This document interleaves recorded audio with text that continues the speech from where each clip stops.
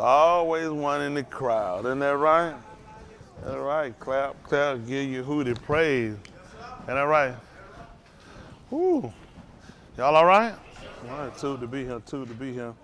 I had to make some phone calls a little bit. Apologize if I was a tad late. What time is it anyway? They're right on time. That's 7. Hold on. Say that's that. No, I hadn't. But I'm ahead of y'all anyway. I supposed to call. I'm at 9. I'm at 9:11, something like that. I already turned my clock watch up anyway. Then on top of that, I never set mine back. I refuse to be behind these white folks again. I've been behind them all my life, trying to get ahead. You can't get ahead behind, so you know how that is. You gotta just leave it where it's at. I tell white folk, come catch up. Yeah, that right. They want me to put my clock back because they keep going back in time. That's why they ain't gonna never get rid of them Dixie flag, that old behavior. Cause we keep turning our clock back for them. Every time white folk feel like, well, I don't want to move up, I don't want to change, I don't want to move up with the time, they just set their watch back. And that right make you set your clock back. So it's time for us to get a mind and say, you know what, I'm just gonna stay ahead. It's time for you to catch up. Isn't that right? I ain't gotta run with my slave, my oppressor. Make him catch up with you. How many of y'all been keeping the same? I ain't changed no clock, none of mine. The only one I got done changed in my phone, that's called, they do that from the satellite. Other than that, I just look at it. I woke up one day, I said, goodness, boy, I gotta get out of here. I said, man, I realized, I said, boy, you ahead. I said, he cracker behind me, let me go back to sleep. So give me another hour. I realized, man, he cracker ahead. I like, man, I've been ahead of these white folks. I said, go ahead and go back to sleep, let them catch up, then get on back up. It work out for you a little bit every now and then. But I appreciate to be alive. So didn't have to do it. But it done. Dun dun dun dun dun dun dun dun dun dun dun dun dun. Done it again. Yes, sir. And here we be. So now you just gotta have a mind to do what he say do. That's the whole purpose of it. I tell you, you ain't gonna find a more merciful or more righteous. You know, the Muslims, they refer to them as the merciful. They know it. Gotta be to let them walk around acting like clowns, doing what they do anyway. Isn't that right? Having sex with goats and sheep, or mostly goat. Gotta be merciful. He done spared all of it when you think about it. And I'm appreciative for what he done for me. Allowing me one more opportunity. Again, I know Aunt Smith, she lost her sister this afternoon. But about 4, about a year. Yeah, she's stacking up. Now she down to one more. I just told her, I said, well, Tube, you still alive. So I figured to keep her around. I said, I appreciate it. You know, like anybody, nobody want to see people moot. But at the end of the day, that's one of them things people don't want to come to grips with, but that's the most true reality we got. If you living, the most solid, pressing thing that's going to happen to every one of us, and we're going to die. That's right. And one of the things you don't want to think about, you don't want to kind of come to grips with, but at the end of the day, that's reality. And when you kind of keep that on basis and kind of keep that where you recognize that and you know it, then you tend to kind of measure your steps and kind of how you do things. You know, when you're young and your strength, there's a lot of things you can do, but as you get older, you know, things tend to change and you realize your steps get shorter, your eyes get dimmer, you know, your memory is not quite. I used to know a whole lot of stuff. I don't know what I used to know. I can explain, but I don't know what I used to know. A lot of stuff I used to. Well, that mind was sharp, but at the time on my phone back, he tell me, he said, man, you got a memory. He said, man, that's a gift. He said, you know, you can just remember stuff. I said, I never really thought nothing about it. I figured anybody could do it. He said, no, that's a gift what you got. I mean, they be in the pulpit, they be flipping their book, they be flipping the Bible before they get up, and they go to preaching. He said, you got a memory on you to remember, but time come to get you though. And all right, after a while, I'm had to get me something, get me one of them, I'm had to get them, what that, like the thing for bombing them, what them little glasses? Teleprompt, that was them little things. Man, I thought them were for bulletproof. I didn't know they were reading out them things. How many of y'all thought them for bulletproof? Y'all ever seen them things they put in front? I thought, man, I didn't know what that thing was, man. I ain't got time to be reading that junk laying about. Man, better get you some bulletproof. It's a better way to run this country right now. That thing got a mess. I don't know what y'all doing. Now they got a new, Delta South African virus. Yeah, everybody's scared. Oh, yeah, they just put them on. They just announced today in breaking news. You from South Africa, they got folks jammed up at the airport now. You can't come in. America don't want you. South Africa, you're done. What? Mozambique? No, hold on. Hello? It come periodically. It ain't regular. I know that ain't. I was just trying to see whether the constant, you know what I'm saying? I said Mozambique. Said Mozambique. I said, hello. No, I don't happen all the time. It's just sporadic, like them sporadic ones. But no, Mozambique. I think I don't know if it was Nairobi. So, Nairobi. There you go. That thing, it's terrible. But folks don't know what to say. That thing just be shooting out from everywhere. So you got, man, ain't a lot of them like this. They have messed it up. And you know what, the whole, for me, the whole psyche of them coming out with this new variant is to try to convince people that Africa is bad. That Africa had it where they talking about how bad it is, and they don't know the virus, the cure don't work for it. See, people don't know Africa has refused their vaccine. A lot of countries in Africa have refused it. They like they don't need it. That the same thing happened in Haiti. You see what happened to the president? He got killed, didn't he? He laughed at him. They tried to get him. He like Corona. Do you know they got places, they don't know nothing about this stuff. They don't know about all these deals. They'll show these people. They said, I talked to people. They said, we don't know nothing about it. They came out before they had an African virus. Before I talked, I said, y'all know, they said, never heard of it. They over there. And they're bad when they there. They said, he said, never heard of it. I said, y'all hadn't heard about it? He said, no, what is it? I said, well, they call it Africa. I figured y'all know about you in Africa. See, they'll give you this stuff over here, and they paint their picture of everybody walking around with gorillas and monkeys and kids getting bit by snakes and ate about and flies on their eyebrows and all like that. And I believed it. I believed it because that's what the white man showed you until you learn differently. Your best institutions, best learning institution, the most of your history is in Africa. The history of everybody's creation is in Africa, but the white man had come along and he's darkened that information. He hid it from her, and you'll think you'll go get it from one of his little cute white libraries that he wrote a book on. How are you gonna be an expert on me when you ain't me? Right. There's no anywhere you can explain me when you not me. I had a lady tell me years ago, she called me and had a good conversation. She sparked up and started telling me about Africa and tell me about black people. I said, hold lady. She said, I lived in Africa. I said, lady, I've been black all my life. I said, you. I said, she was pissed. I told her, what do I look like? I'm finna explain to you just about white people. You tell me, you're white. How am I gonna tell you about you? You're like, where did you get this information from? Oh, I've been around white people for 5 years. You're like, 5 years? I've been white all my life. But see, they get you to buy into the psychosis, and then we just naturally accept our health situation. They induced us to the blood pressure pill. They induced us with everybody, even in the Middle East, everybody on blood pressure pills now. Everybody, white people go and visit, see, you get a blood pressure pill and you finna get that diabetes. Stuff, nobody never had it. No, it's never been recorded. And people, if they had it, they live with it. White people come, your body already got insulin. Your body builds insulin. But now once they start injecting it and they give it to you, then guess what? It suppresses your body ability. That's like if I sat down and I don't never get up, and you get up and you go and do everything for me. Once I do start to get up, what's gonna happen? Exactly, you see what's happening? Yeah, right, eventually I'm gonna become weak, and that's what they do. They give you things that suppress your body's natural ability to be able to fight it. So now when you take it away, you say, okay, body, try to fight it. The body says, I can't do it. I've been without fight. I've been in restraint, and that's how we'll come along and say, now guess what? We buy into, we need the medication. Now, this is not a message of don't take your medication, because the thing is, it becomes more dangerous for you not to take your medication once you've taken it. It ain't because the medication good for you, it's because it suppresses your body's natural ability to be able to do what it does. Blood pressure go up all the time and down. Sometimes, depending on the situation, some people get early morning high blood pressure. Some people get it at nighttime, but your body a lot of times can't sustain. When it gets into 200, like your bottom number, your top number is top number, where they give you 120, move to 117. It could be 155. That ain't gonna kill you. The bottom number can hit 100. It's not gonna kill you. Now you hit 200 at that bottom, you need to go see somebody quick, and you ain't got but a couple of seconds to get there for you. Because at that point, it's too much pressure on your blood vessels. And a lot of that could come from the food we've got since we've been induced to them. It's been a proven fact. They've showed natives that white people have gone to see. You know what? All those people had all their teeth. They gave them the same food that white people. Have anybody seen the video of it? Listen, these people don't even brush their teeth. See, over in Africa, nobody knows anything about this toothpaste stuff you use.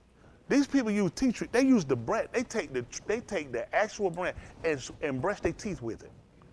and it's healthier for their gums, it's healthier and they keep their teeth. But once you eat the food they give us on here with preservatives and monohydrochloride and everything else, man, your teeth can't make it through that. It can't make it, it can't survive it. And you constantly going to the doctor, and he fluoriding you to death. They give you so much stuff. This stuff, they wouldn't use it. Nobody do. That's why they're not used on a lot of these places. You don't have them as prominent as you have on him, because these people, they know how to preserve their teeth. Now, they need braces. Gum line shot. I ain't gonna lie to them. Man, you can close your mouth and still bite yourself in your chest. You need braces. Oh, yeah, you need braces. But they're like, who shot you in your teeth? I'll beat it myself. So you need, that's all they need braces, especially in England. With all that so-called smart they got, somebody should have bought a pair of braces. Ain't that right? Them bastards need to buy one, get 9 free, because it's bad over there. But, and to say that is to just tell us these things, because we've been told so much bad information about ourselves that when a person actually enlightens us into the truth, we just feel like it's just another speech, it's just something somebody just telling us for, passage, when in actuality, these are things we need to become aware of. A lot of things that we use, a lot of things we take, we would do better. Even their lotions. The lotion you'll get from a white America, they're going to give you, very few of these lotions are going to be good. Most of these lotions they give you going to clog your pores. They're going to moisturize your skin, or they're going to clog your pores. You got to breathe. And a lot of this stuff you put on, we don't think about stuff like that. Your pores got to breathe. Y'all know that? It is. It's got to breathe. And these white folks will give you stuff. It will mess you up. A lot of these cream you put on stuff to keep out mosquitoes and kill mosquitoes and all that stuff. What you think it do? Because these pores are gateways into your body. We have to become more conscious of everything these people give us, and that's how they defeat us. From the food, from the hair grease, you just walk in and buy something that's got a picture of a nigga on it. There ain't no reason to buy it. That nigga don't own that company. That's somebody white. They're just using to show it to you. No more than Jay-Z own the Brooklyn Nets. They just to be the face of this stuff. You just start taking it, you put it in your hair, you put it under your arms for deodorant, you start lotioning on your skin, you start ingesting everything into your mouth, and after a while you look around, man, you're a ticking time bomb. That's just being honest. We had never really looked at it, have we? To that extreme, have we? Because we just look at what we like and what fit us. What smell good. We have to check these people on everything. These people have a whole nother allergy.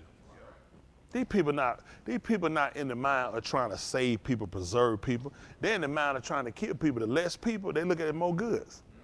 What do we have? What's the problem we got now? We got an overage of goods. Shortage. So what do you need to do? That's right. They give them an opportunity to make the price high, and then you kill off people so you can get back to abundance. Ain't nothing changed. These people not going to work. They done messed up. They done screwed up. Trump is an idiot. Biden is his twin idiot. I told you, old white men are bad for us. We don't need no more old white men. You say old white men, go the other way. What you think? Old white men be around other dirty old white men. They all got the same ideology when they come to us. They come from a time when it was Biden and Trump come during the time. Hold on. Uncle Ted, how old are you, sir? 70, 77. Biden is 80. I think he just turned 79 or 80. 79. You grew up, you could drink out the same water fountain they drunk out of. You could go in the front of the restaurant and eat back when you were younger. Biden lived in that time. That was customary. These are the people that you got running your country. That's just being honest. Let me answer. So you forgot about them colored water fountains, and you forgot about the colored bathroom. You forgot about the colored restaurant that you couldn't come in the front. You remember you could walk in the front and buy your food when you was a little boy and order your food. Where you had to get your food from? The back door, round the window, and let somebody give it and they hand it to you. You remember that too, Ain't Smith? And Biden forgot all about that. Distant memory. Y'all can't hardly remember that, can you? There's nobody Lester-Matic. He was called Pig Handle. Pig Handle Lester-Matic. Most of y'all too young to know. Lester-Matic have a pig handle. You can pull up the picture. Listen, chasing a nigga down the street with an axe handle. He have an axe handle. Come to the restaurant. Chase you down the street with it.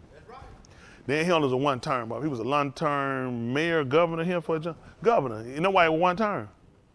He switched up when he got in. You didn't know that, did he? He was them crackers were pissed. They put Lester-Matic in there. Let them put him, let y'all see Lester-Matic. Lester-Matic messed up. Listen, when Lester-Matic got in there, he did too much for nigga. They were like, what in the world? Yeah, he fooled them. Had a pig. Listen, listen, black people running down the street, he chased them with a pick handle. So they were like, that's our governor. Got him in there. Messed them up. Started doing stuff for niggas. They couldn't figure him out. It was a good scheme. He knew what they liked. They were going to let somebody who beat niggas with a pick handle. And he got in there, and they were like, don't worry about it, though. You won't be back. They don't know that, do they? One-term governor. Yeah, he shocked them. But he still got to whoop some nigga with that axe, though. I guess it was for the betterment. But see, y'all know what? Now, this has been in some of our lifetime. Lester Maddox was governor back here in what, this 60s? 64? I ain't thinking it was that far back. 64, 65. Well, 64, he'd have been governor all the way to 68, 66. What year you got, Boston? 66. Well, I mean, he'd have been governor all the way to 70. If it was a 66, yeah, if it was 66, that meant he'd have been into 70. See, I'd have been small. I'd have got about a year or two, about 2 years with Lester Maddox in office. He came in 66, that means he stayed in to 70.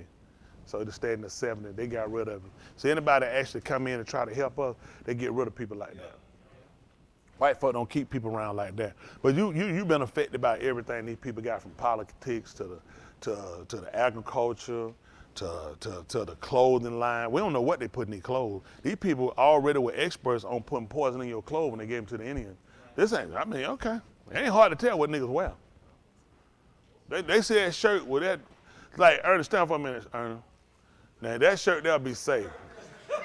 Cause I'm just saying, I know that because that looks more like a white boy shirt. Justin, hold on, when you was a little kid, would you have possibly had gotten a shirt like that? Sit down. Let me ask you this. All right, let's do this. Justin, do you remember, you had a lot of black friends, huh? Did any of your black friends have a shirt like that? Did any of your black friends have a shirt like that? You're good. That's tight. Ernest said he won't forget that. So that's certain things they start learning, because we got certain fashion. You got stores that cater, they got the music for it, they got the whole nine to drive us in. You'll think about, you can tell a black store, they got the music, they got the whole nine, the way they put stuff together. Have you ever thought about there is a very much of a probability that they set that up to draw you in and put things in those clothes that keep, look at how we so violent and destructive toward one another. Look at how we are towards staying and keeping our homes and governing our home. We had never associated, but they did it to the Indians. There's already been a practice, they already practiced on it, and they almost extinguished these people with those blankets. So we got certain fashion wears that we got. Most niggas gonna get Jordans and everything else. We never thought about, Jordan don't care nothing about black people. I don't know why people think Jordan don't care nothing, but Jordan got he had one of the biggest voices out here and could have said something about issues that affect us. But as long as Michael Jordan get his, he don't care nothing about us. That's the average of these celebrities. As long as they making their dollar, they getting there, they don't care nothing about us. That's why we have to care about ourselves. We have to better and fix our future. We're gonna have a future, we gotta provide it. We can't wait on white America to do it. We can't wait on somebody in 4 years or 3 years or 2 years to make a decision. We gotta make our decision to stake our claim today. I've been saying the same thing for years, but now people ain't gonna do nothing. Because y'all comfortable with living hand to mouth to these people, waiting on these people to pass legislation, waiting on these people to give you something, waiting for something to come in and do something for you. Anything we're gonna do, we have to do it for ourselves. I tell y'all this all the time, but y'all ain't gonna change, because you already set in that mentality of somebody else is going to do it for you. You got to be able to do it for yourself. People will help you if they see you moving toward, but if you're looking for people to come pick you up and build you and make you do something, you can forget it. Nobody got time for that. This ain't a forced way. This is something you got to have and you got to designate for yourself. Look, a lot of stuff that white America do is because we allow it. The only way they were able to get away with them restaurants is because black people allowed it. That's just being honest. They allowed it. Why am I going to go to, I mean, you think at the time, people just follow, and that's what they count on. You follow system. That's the way we always do it. So you know, don't go in the front of the restaurant. Go around to the back and get your food. Stop buying, except most white folks don't sit. Let's go to Huddle House. Niggas keep Waffle House open. Yep. Them crackers hold that bull all day with a cup of coffee. 75 cents and 50 refill. That's it, leave a quarter. Old crack, when you see white folks leave that quarter for a tip, that's a former slave master. Man, you know when you come out they'll leave a dime tip. They feel like they still with the old days. Listen, that's why I ain't moved my clock back. I'm ahead of them. It is now 9:30. I'm not gonna ever let that man catch. Listen, I'm not gonna get behind that man again. I'm gonna stay in the forefront of him. We can't afford to. Look at where we at. Look at our home. Look at our school. Look at our education system. Look at our medical system. We don't have one. All we have is what he gives us. He designates if we got something, if it's good or not. If we want to change anything in our school, we got to go to him. Yep. White people go right there and they change it internally right now. Listen, if they got a problem in the good parts of Fulton County and Cobb County, they're not finna call no governor, no mayor to fix that. They fixing that right now. The principal finna go. They got all the board number, all the board member number. They got the superintendent number. They gonna demand it's happening right now. They're not waiting on nothing. They done with that. Them kids, you go to white school, them kids got choices when it comes to food. Your kid got pizza, hamburger, dried up hot dog, and whatever that other slop here they got that they throw in the middle of that plate. Man, white folk got a full salad bar. Ain't that right? In school they got Chick-fil-A. They give these jokers a chance. I probably graduated early, but they had Chick-fil-A when I was in there. Let me see what this is. This Lester Maddox, what they got on him. Let me say, federal court, what is this? The Atlanta Constitution. Began to be used challenged. To be called Atlanta Journal. Folks came to be admitted, and he resisted. He and others picked up some axe handles and ran folks off in front of cameras. He saw that desegregation was going to ruin his business, and so he was a vocal supporter of segregation and an opponent of the political leaders who were making accommodations. And when in the Civil Rights Act of 1964 was passed and ratified, Maddox decided to close his cafeteria instead of observing the law. He had an interest in politics, and he ran for governor. He unexpectedly won the Democratic primary, to the surprise of many people. It obviously was a protest vote on the part of many white voters. When Lester Maddox became governor, he clearly was ready to assure that the state would remain as opposed to desegregation as possible. He surprised a few people by doing things that no one would expect somebody who had run black folks out of his restaurant with an axe handle would do. He appointed some black people to office, to appointed office in Georgia. And that surprised a lot of folks. They thought he would try to maintain an all-white government. Governor Maddox did not do that. But he also did not welcome desegregation, and he resisted it as much as he could within the powers of his office. He also exhibited very little sympathy and understanding of the African American community. For example, when Dr. Martin Luther King Jr. was assassinated, he refused to lower the state flags in honor of his death.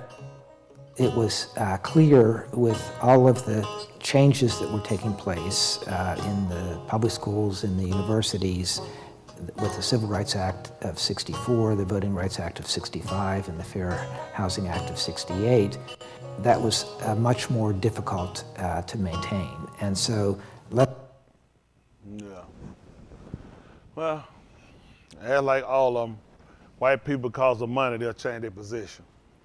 It don't mean they ever change their love for you. It's because of the money. See, when you get forced upon you, you ain't got enough back, and eventually you got to break down. Johnson broke a lot of these guys down. With Johnson being president, he impressed a lot of things upon them, and a lot of them had to give in. A lot of these folks you got down here, Richard B. Russell, that nice federal building downtown, Richard B. Russell hated y'all niggas.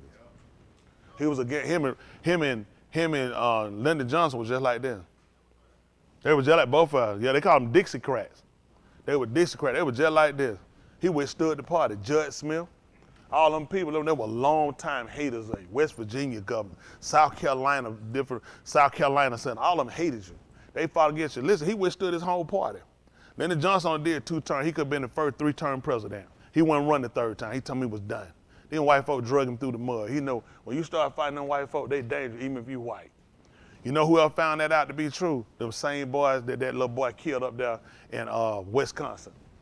That's what they'll do to you. When you take a stand and withstand your own party, your own white people kill you too. They hate for you is so strong, they'll kill another white person for you. That's how they are. Y'all saw it. Listen, that whole thing about acquitting Kyle Rittenhouse, I know for talking about self-defense, and they told me something, oh, these guys were sex offenders. You tell me Kyle Rittenhouse knew that? Listen, when you got a gun and you take out with a gun and you going somewhere, you already got an intent. He went somewhere he didn't belong, he didn't live. If his daddy cared something about him, his daddy would have been in court with him. So don't tell me about him visiting his daddy. His daddy wasn't in court.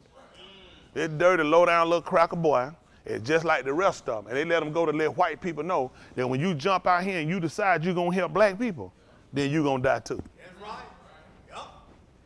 They said these folks had sex offender charges. What were the charges? You can have, just because you've been charged with something, the charge doesn't explain what you actually did. You can fall up under a certain radius that you can get that charge. It doesn't actually, let me tell you something. I can go piss right here, right now. And you know what I'm gonna get? A sex offense charge. Although I got a pitch, that's right, because I unveiled myself. I can have a weak kitten, I can't hardly make it, and some people see me, they can charge me with a sex crime. But does that mean, now when you see it, what are you naturally gonna assume? I had sex with kids. I raped some woman. So when these crackers give you a title on something, it don't actually mean that that's actually what you've done. It's just we gotta fit you in a category somewhere. And it still don't justify it. There's no way Kyle Rittenhouse knew this, y'all. The other boy that hit him with a skateboard, you just shot somebody for no reason. This boy hit him too. He's hit him because this cracker probably finna shoot me too. That still don't get him right. And when a person running off from you, you can't shoot him. This was nothing about Kyle Rittenhouse rights to shoot somebody self-defense. This was a mark on people of color to let you know and let white people know when you come out here to help them niggas, we gonna kill you too. Yup. That's it. That's why black people pissed. Yup. Because we already knew what the whole cause was. That's the same thing happened with Nicole Simpson. That wasn't hard to convict OJ on that. I don't care whatever they show. You look too guilty on the whole thing. You ought to be able to get up and you ought to be able to testify if you ain't done it. Right. You know something, but they let every white woman know when you get with these niggas and the nigga kill you now, he not guilty. Worst white woman you'll ever have on this planet is one that let a black baby come out between her legs. They feel like she infected. They feel like they go behind her. She still might shoot another black one out. So her being dead to them was nothing. Only person who was a victim was the white boy. But if you convict him on the white boy, you got to convict him on the white girl. So he became, you know what, casualty of war. That's their system. I have told you people time and time again, every week I tell you, nothing will change unless we change it. Listen, as long as you continue to support the system is going to continue to invoke hatred and violence against you. All they're going to show you on the news is killing in Philadelphia and people killing. How much of that killing do they contribute to? How do these people get these guns? I mean, in Philadelphia, you can just go get a gun and get a light, just walk down the street with a gun. So where they getting these guns from? Right.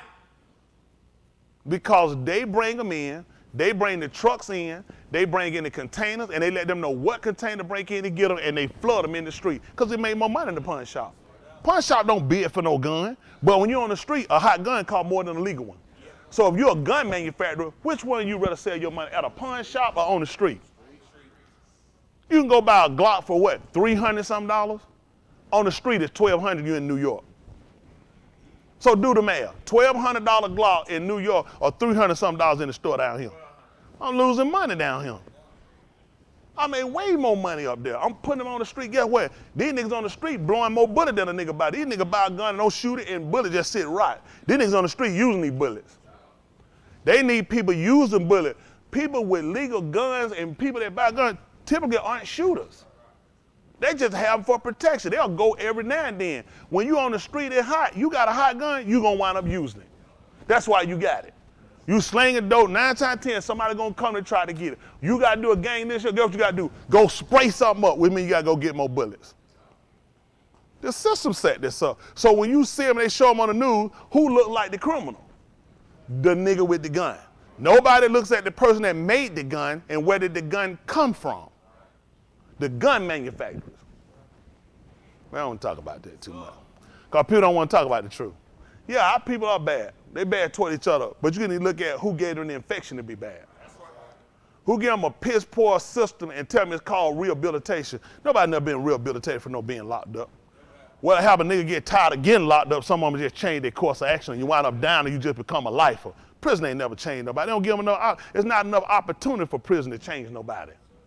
Don't put you get in prison, it's survival. It's hands-on survival. That's all a person got at that point. You ain't rehabilitating nobody then. Anything, you make a person worse, you make them more angry, more violent. But, you know, niggas, we'll support building more prison, but we don't build enough to put the people in prison that actually create the problem. Who should be in? All the Bushes should be in jail. All the Bushes should be in jail. The Clintons should be in jail. I'm talking about these folks have life on top of life. Yes. Them niggas names need to be Ray and Claude. Yes. And they don't need to get out either. Hold on, stop. President, you try to just get a cheap seat? She's talking about, this might be my free seat. Now, don't try to cheat. Wait until it's time your seat comes. And that's right, I said, wait for your change, wait for your seat to come.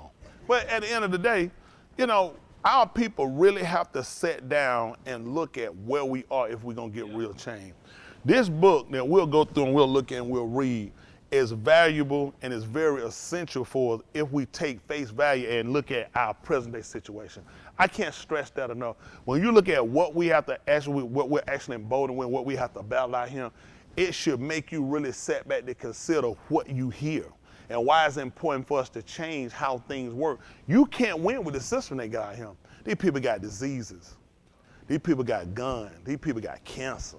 These people got viruses. You trying to battle something, it ain't, your words won't do it with these people. You got to have a mindset to beat these people out. You got to be able to strategize and come and unionize together in order to beat these people out. You know how these people did? People don't look at why unions came in and how important unions became. Unions came in to try to give the working man a fair opportunity and a chance. Jobs weren't essentially just giving you raises, okay?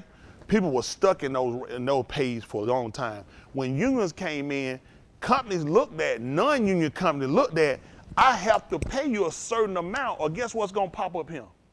A union. I need to keep unions out. So what I need to do? I need to pay the people enough to where they say they don't want to be bothered with the union. So I have to pacify you. So if unions didn't come, you wouldn't get to pay. You'll still be a nigga, still be getting $1.58. Unions made that change. So that teaches you what when people come together. Why niggas ain't got that brain in their head yet?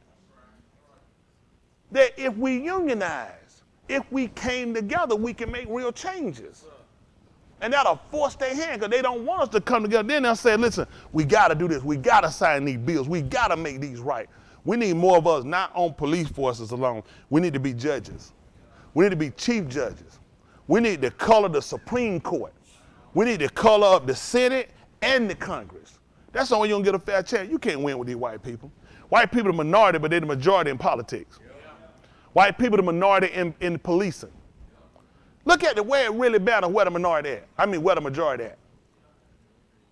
You're the minority on police forces. You're the minority in the legal system when they come down to being judges and prosecutors. You're the minority when they come down to senators and congressmen. How you think white people keep beating you? They get the jobs that really count. That allows their people the opportunity. They're going to make sure their people going to make sure they're going to get funding. When they got grants and they got bills, they got different legislation that can be beneficial to you, you won't get them because there are enough white people that are pushing to make sure they go to white schools, white communities, older whites, and nothing for you. See, you can do it two ways. You can run your mouth about it like we're doing.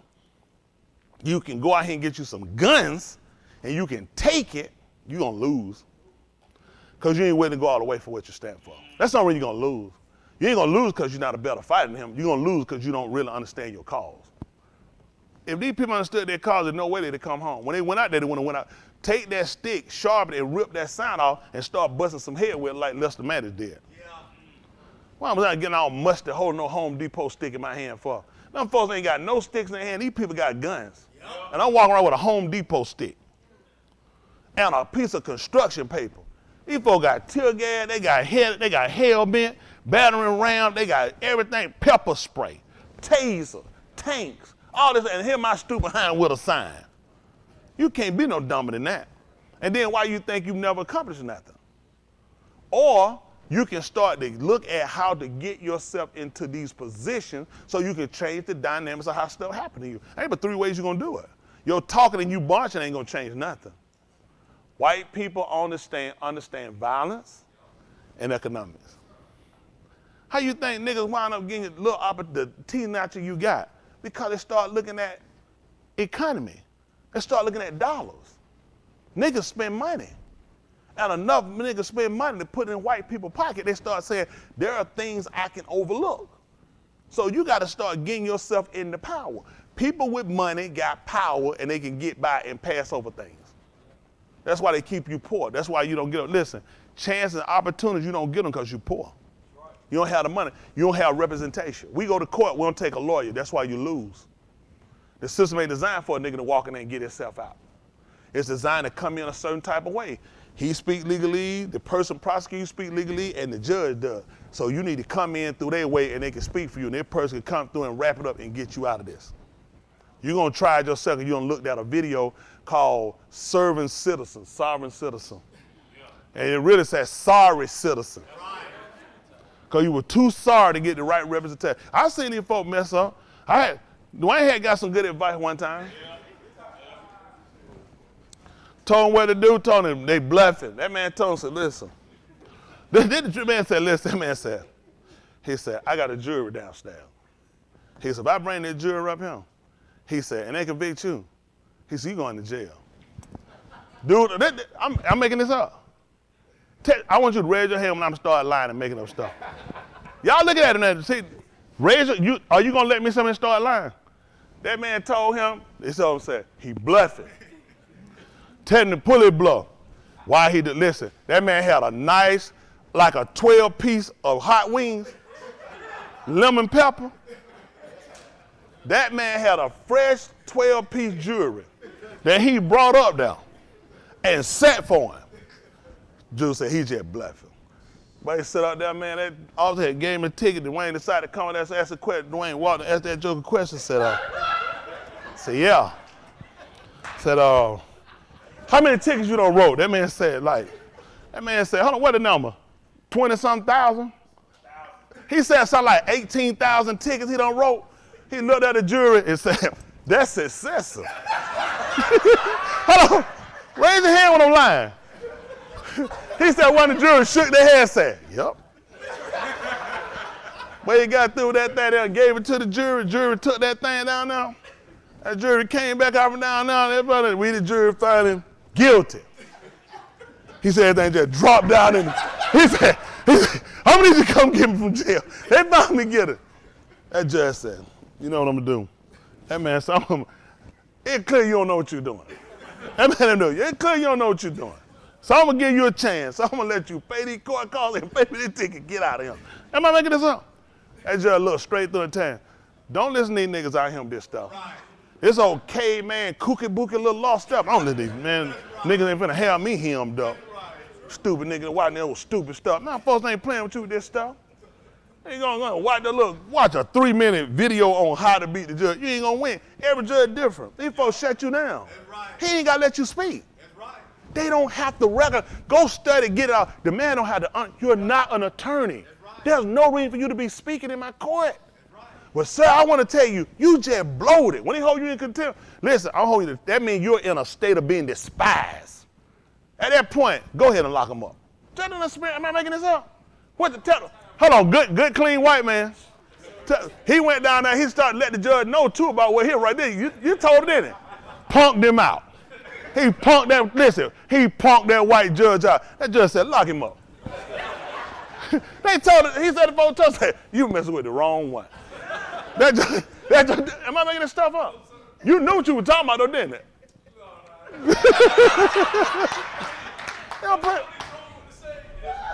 Yeah, it didn't work.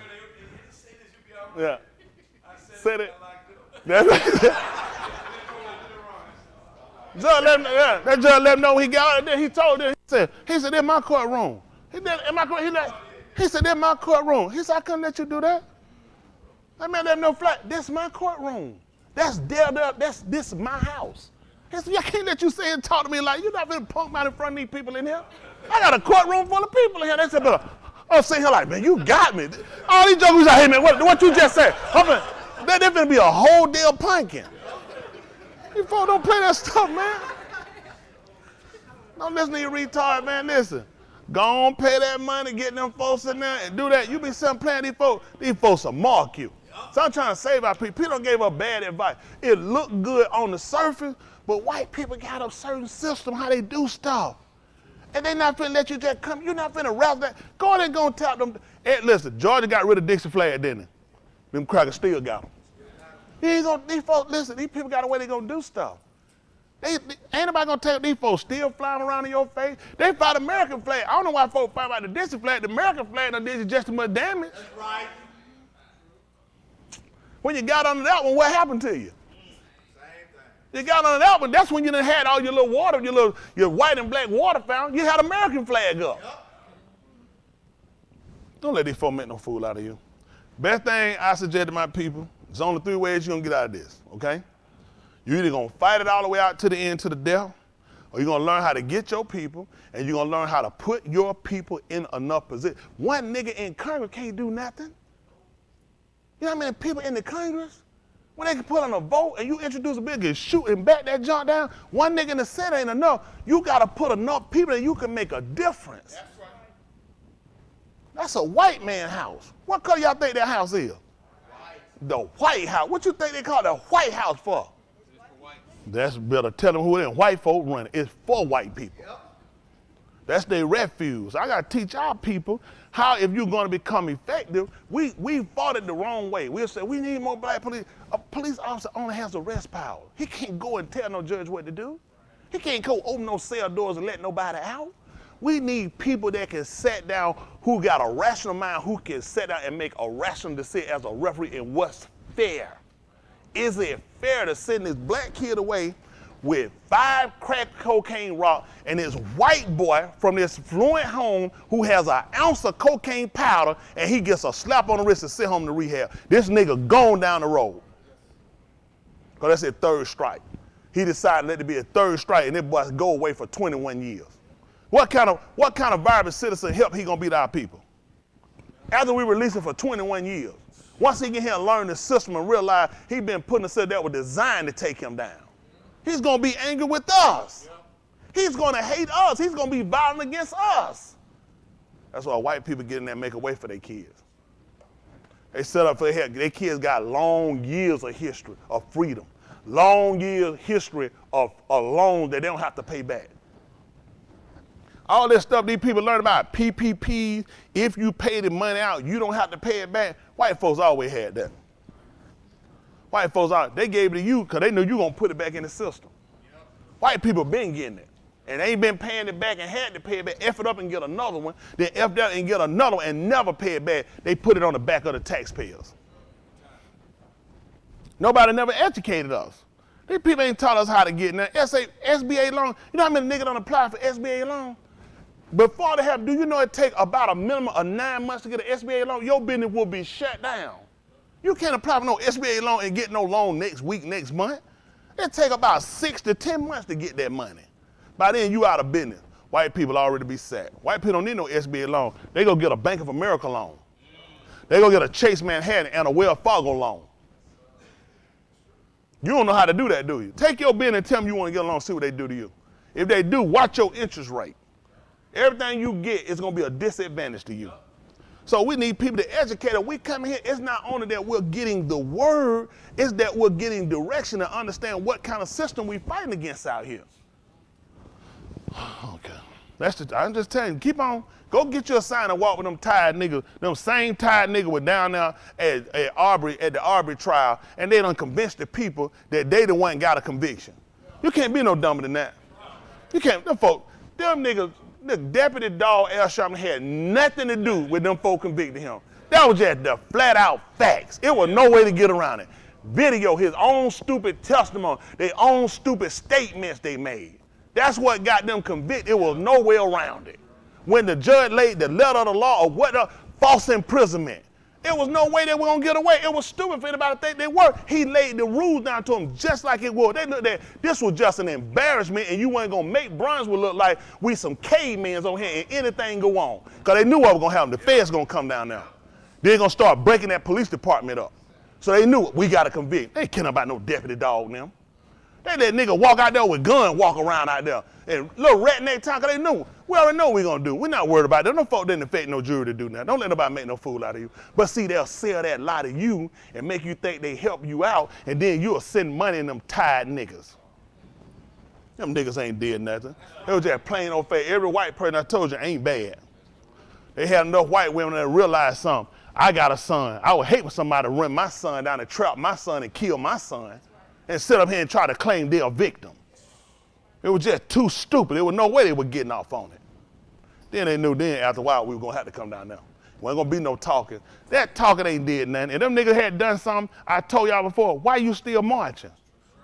Why are you still marching if something been accomplished? Because they've never accomplished nothing. All they've done is gotten fat off the back of black people who've been in bad situations. His daddy could hardly talk. Mama sat there, man, she sat there, I felt sorry for her. Dad at the same time, too. I couldn't have sat in that courtroom, I'll tell you that now. I'd have had to unbolt them pews. I've been down there, I've been unscrewing one of them pews, got them screws, just sharpen them up. I throw that and stuck a dead through their eye. Man, you done killed myself. We can't be in the same room. Right. We can't be in the same city. We can't be in the same state. You murdered my son. I'm looking at video. I'm looking at my son laid out on the ground, shot, busted up. And you telling me you crying, talking about your 3-year-old you were worried about going, talking about the one you was at home with and you left to kill mine? Yeah, we're gonna close this court down. This court gonna be closed down today. The daddy should have told the judge, F him. When he throw him out, why wouldn't he be happy? My son, fine, I got some vindication for my son. Why wouldn't he haul out? I would have put him out there. I said, that's the daddy. I said, if you could, try to restrain. I understand. I mean, you gotta have something. My son was murdered. There was no arrest. Nothing was being done. And finally, some justice come in. Why wouldn't I holler? The man didn't jump up and do curse. Comes in and listen, sir, if you would, contain yourself, or I'm going to have to ask you to step out. I understand. You know what I'm saying? That's the way we got to, you're dealing with a hurt father. We've been hurt all of that. White people don't understand. You know why he didn't have no empathy for him? Because you ain't black. That white judge will never have a story. He will never hear a case of a white boy being trapped by 3 white men and gunned it down saying, we trapped him like a rat and gunned him down. And the people will say, we were defending ourselves. It was self-defense. That's why white people don't have no empathy for it, because you're not black. You don't understand our struggle. They don't understand our fears. When we have a son, we know he's a target to be killed by you. We know we waiting on one of your daughters to jump up and claim he raped her. Nothing changed. Same thing from the 40s, from the 20s, from the 30s, from the 1800s, 1700s. White women sleep with black men. White woman get caught. White woman say, rape. How many times we've been accused of something we've been hung, our men? Hung, and always something with cutting our penises off, putting them in our mouth. Always something to demean us. Take off all your clothes. What my clothes need to come off for? It's always about demeaning us. So you know what? I blame us or we don't do nothing. Either we put the people in position to change the dynamics of how things work, or you pick up your weapon, or you turn Christian. Those are your 3 options. Be a Christian. Be a Christian. Close your eyes, stick your head in the hole, and just give it to Jesus. I don't believe in Jesus, so I can't give him nothing because I know he can't do nothing for me. This fight is ours. That's just being honest. I ain't but 3 ways to change it. You either gonna go pray, do nothing, take up your weapon, and you be willing to go all the way. At the end of the day, they can call us what they gonna call us, a terrorist? What they gonna call us, a nigger, a coon, a jigaboo, a monkey, a ape, a coon, a possum? What they gonna call us? A raper, a murderer? What they gonna call us?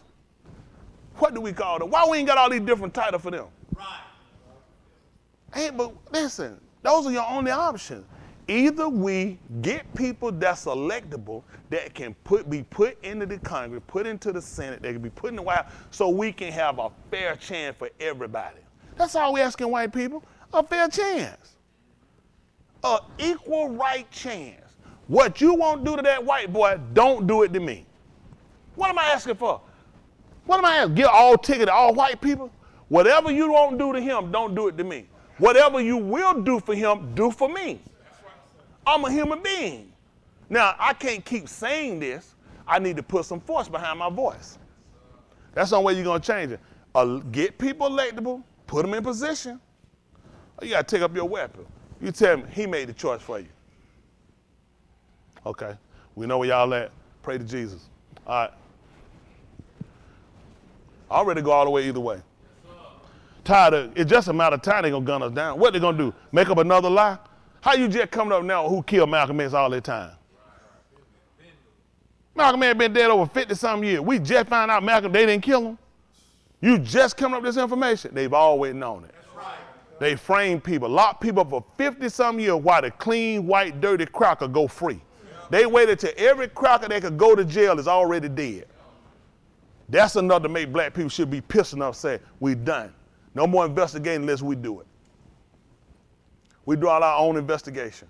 How many times they done found blacks in the 60s, in the 50s, in the 40s that came up saying they killed themselves? Because white coroners said it. They wouldn't never give us the body, then they wouldn't give you the body. They just give you the news, and we just have to accept it. We need to be in position to be able to judge, police, to be able to arrest, to be able to put to death, the whole night, just like they done years ago when they said a black man did something to a white woman, a white man, a white baby, you gave that nigga to the white mob. Give them crackers to us. We need them crackers. I put nails through their whole body. I'll nail them, nail their penis all the way, how much they got, just nail it to their leg. Take a nail gun, just give them a nail gun deal. They ain't got no business living. You'll teach them. You know what the next one will start to do when they see a black man running? Yeah, we probably want to leave that alone. Tom Smith got their own jury. Y'all make it, don't bother. What the nigga got on a pair of shorts and a white t-shirt. How he gonna hide lumber under there? Don't even make common sense. I didn't know if he had a gun. If he had one, you don't think he'd have pulled it, he was trying to grab yours? Why is he trying to grab yours instead of grab his own? Some stuff ain't even common sense. What is a nigga with a gun trying to grab your gun for instead of grab his and just see who get to who first? Ain't even common sense. Well, I said that. I guess you got to get out of there. People, I know y'all don't want to think like that. Stay safe and do what you've been doing. Right now, this just been under to the whole black race. Now I try to move on. Every one of us in here, we just sitting target waiting on what death he want to put on us. Because he already know. And when he know that people are going to stand up and going to resist just being murdered and gunned down by him, then he got to go back and reevaluate. Life for life. He got to reevaluate and realize it. You go and look at what group they've taken out and what they've done. Whenever they take out anybody of us that have a real stand and has a real voice and speak real knowledge to our people about what we need to do, they always assassinate them. Then they're going to show a black face when there's a white face actually behind it.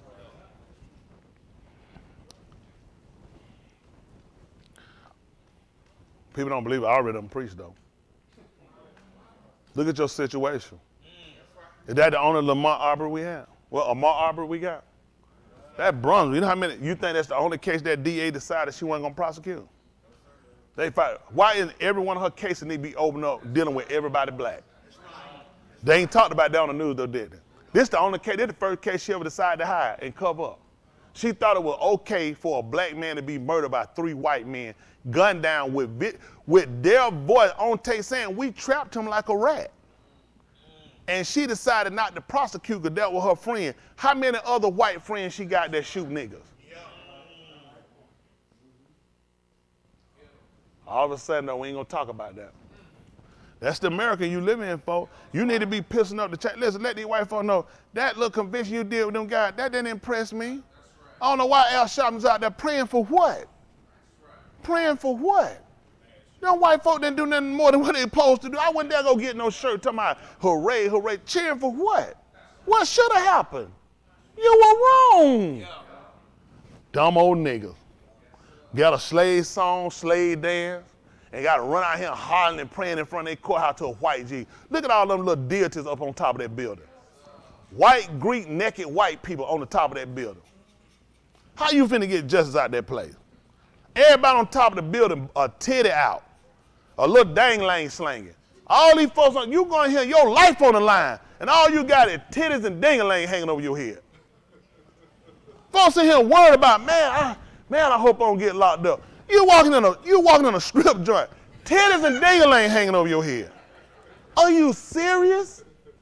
Can you actually take these people serious? Y'all know how many people, especially for the nigga, you know how many our lives on the line we go to court? Life in prison, and ain't nothing but titties and ding-a-lang hanging. Put the thing up, but let me see what's going on. Put the courthouse up. They ain't got no more strip stuff than this. That's just been, I mean, you know what? Why it's dangerous? Because white people leave there. When you go there, you wind up leaving arrested. So for them, it don't matter. It's all a game. We talking about how many of us don't leave there out the front door when we leave. We go in the front, we leave out in the side. We leave out on buses. We leave out in patrol cars. Yeah. You can blow up one of them. All of them got it. About all of them got it. These are all your buildings. These are your federal court buildings. Your slide. Come over here. I seen one right down here. No. Under this one. No. Is this one? Come down. Who is this right here? No. Look at that nigga. I don't blame him on his knee, but be careful. He'll piss in his mouth. Look at these folks up here. You think these guys got drawers on? You going here for a most serious thing going, and you got these butt-naked crackers sitting up here. Everyone he got here slave owners. And you going in here for these people to do something for you? Well, they got some with the little naked heifer up there, ain't they? Where that little heifer at? Oh, these all niggas, this gay. All these guys gay anyway. Now this guy right here don't know what it is. He can't even find. He like, man, he got a hand on. He said, I had it in my hand. Look at him, blood up. Let him see about it. Look at the man. Look at the man here. This is a guy here clearly disappointed. He said, this guy here is like, I know I had it. It gone. These people, this is what you need to be looking at when you going in here and you talking about your life on the line. I mean, we can laugh, but do y'all understand how many of us, this is it when we come out of here and we go here? That's it. You never see, these folks, how many, every time you look around, some nigga getting out of jail we never heard of, 55 years, 40-something years, 30-something, and every one of them niggas, I'm so sick of them stupid niggas. First thing I'm like, come interview me, ask me how I feel. Come on, ask me how I feel. I just get out, 75 years, ask me how I feel, come on. Oh, yeah, come on, Dan, come on. How you feel about being released? I hold no ill feelings against nobody. Thank God I'm alive and I'm free. That's the sweet they teach a nigga before they let him out. Before you get out here, nigga, this what you gonna do. I said, I hope that be dead and everybody in her family dead. Everybody she ever know die. That's right. Like, do you know her? Hope you die. I'm done 60, 55. How many people done died in 50-something years you been living? Well, they got their mama, daddy, brothers, grandmama, folk dead and gone fighting, knowing these folk innocent. And these bastards made first day, I hold no ill will. They just got a nigga out of jail in a wheelchair. He gets nothing. To stay here because of the way they try him, he can get absolute 50, what he done, 55 years? Can't even walk. Now a bunch of folk finna get together and finna raise money. Listen, he don't get a dime. Listen, these white folk know how to arrest you and charge you in a way that even if it come up later on that you innocent, you can't get any monies. Listen, he can't get Social Security. He can't get nothing for wrongly incarcerated, nothing. And the cracker down is still living. Them crackers be 80-something. The Emmett Till old dirty cracker, she living. Somebody need to go suck the air out that hoe. Suck it out of her. Go get her mouth while she living. Yeah. Suck her to a little titty drop to it, pull on the inside of her chest. You know, sat here and I had a 14-year-old kid beat and murdered and thrown in a lake. You can forgive him. I don't forgive him for that. I don't forgive him for it. It's wrong. Look at him. Hopefully you never find it either.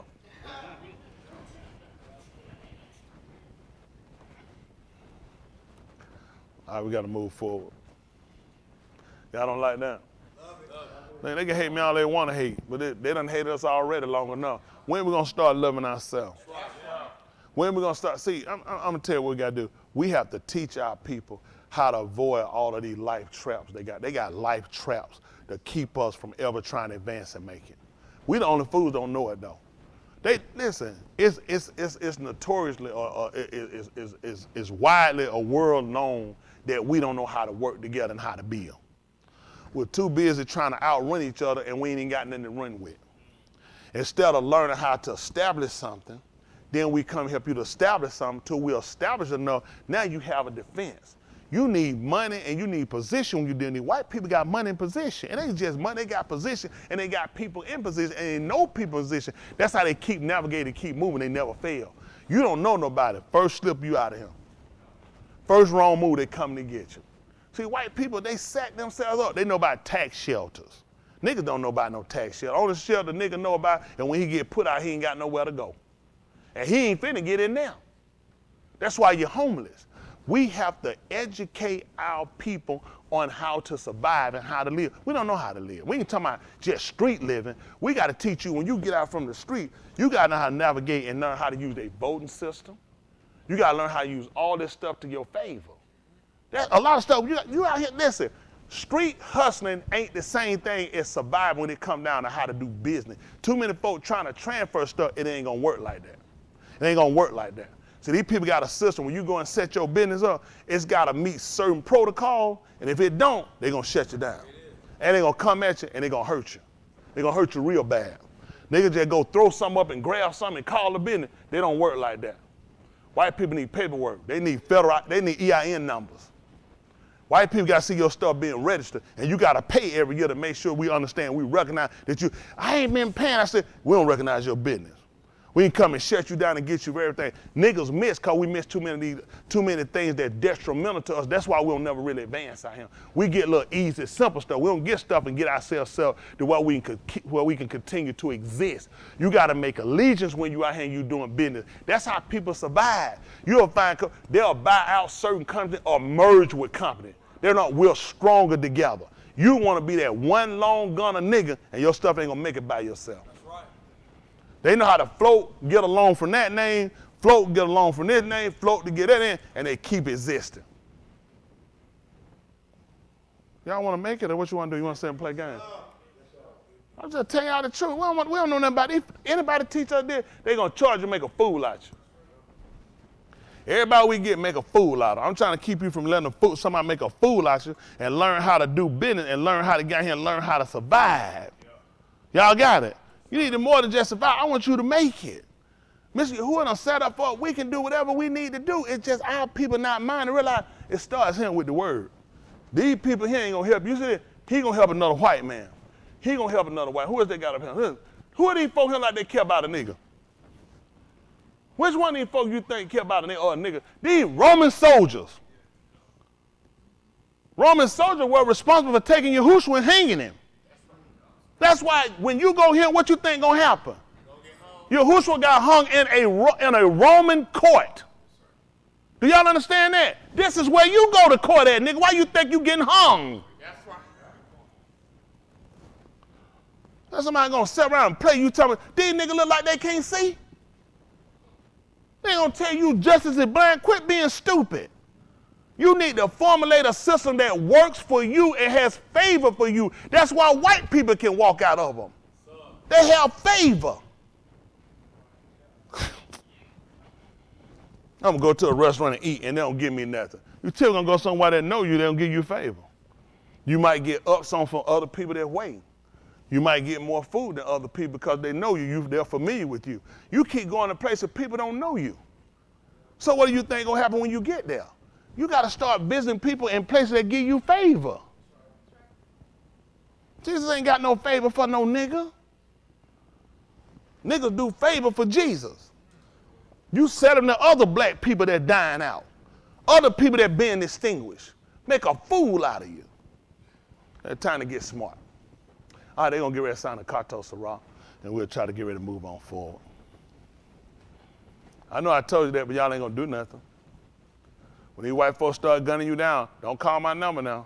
Please don't talk to me. We need to do it. Shut your mouth. I'm going to tell them where you at, and I'm going to shoot you.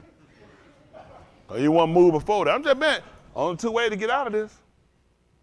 It's only two ways. We get people electable. We got to start putting people in position that look like us so we can change the dynamic of things that happen against us. There's not enough people that, those protesters aren't people in position. They don't know how to control their spending to make white people acknowledge them. That's right. White people acknowledge when you control, listen, businesses need people. They need monies. That's how they exist. You take away the people, they give money to them, the business fold, now they recognize you.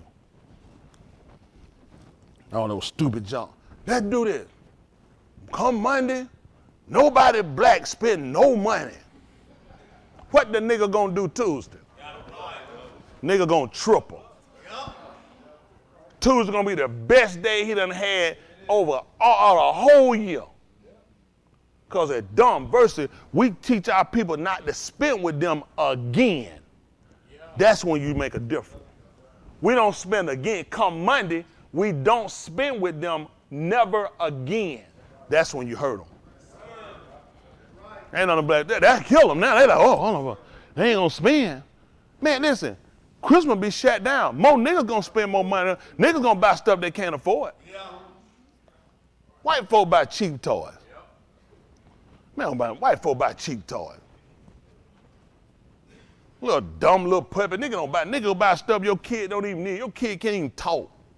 Go get your kid a laptop, Apple 19, all that old stuff. Kid don't know just you can show out. Nigga, white kid gonna buy their kid some Pro Kid. Nigga gonna go get some Jordan, this big, $700. Yes, kid wear them for 15 minutes. Soon they put on, foot growth. Nigga, we don't want to spend the money to make a mess. White folk, listen, white folk buy cheap. White folk not finished too. They buy stuff, it's gonna be educational. It's gonna be something. They'll get their kids some fun stuff. They not finna make them stupid buy. Nigga buying all stupid stuff. Yep. Everything stupid, niggas gonna buy. Yep. White people gonna buy stuff gonna make sense for theirs. They're gonna try to educate their kid. They're gonna try to get something gonna benefit their kid. They're gonna get something, anything else they can clean up and they can sell it the next year off to some other dumb nigga kid who just learning what white folk been knowing. We don't let people make stupid about. We gotta teach ourselves. All this what I'm telling y'all, we gotta learn. This is a learned behavior. We gotta train our people how to do this. How to shop, how to eat, how to dress, how to behave themselves. Where you spend your money, where you don't spend money, where do you go, what do you avoid? How to communicate. This ain't something no giving. We gotta educate our people. This survival out here. Yeah. We talking about a nigga getting money in their pocket. This stuff these niggas doing, that's dumb stuff. You ain't got time to keep being stupid. Those stupid pipe dreams y'all come up with, man. I'm talking about having something that can substantiate you, something that can make you can grow, something you can live off of. That's what I'm talking about. But get all that scraping the bottom junk. Get something and get to the top. All right, get ready to move. Don't forget to pray to Jesus tonight. All right, come on.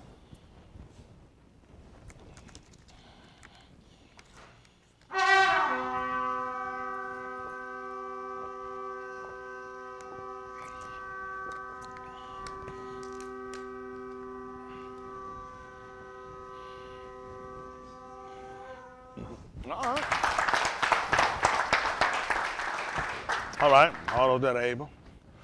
Most High, which is the Most High Yahuwah, Elohim, the mighty ones. We yakra upon your Shem, call upon your name, seeking you for understanding, seeking you for Yasha to be delivered, seeking you for a change of law, which is of mind, a change of law of our hearts before it's everlasting too late. Palawing unto you, which is asking that you look down from Shamayim, from the heights, expansions, and consider us. That you would allow your debar, which is your word, to enter and sink deep in our inner parts, that we will even consider our latter end. Grant us an understanding that you would lamed us, which is would teach us, instruct us, that we might receive your Ruach HaKadosh, which is your spirit of separation. Allow us to badal, which is separate from the things of the Arats, from our families, from our ideals, from our possessions, from our fears, from our sickness and any other thing that would encamp about us, that would keep us from holy, which is W-H-O-L-L-Y, not H-O-L-Y, spelled that just for GP. That totally, that we will be focused in on that which you give us. We're sorry for anything we've done or said or places we've gone or things we've done that could hinder, could cause us to falter, come up short in the human mashpat, which is judgment.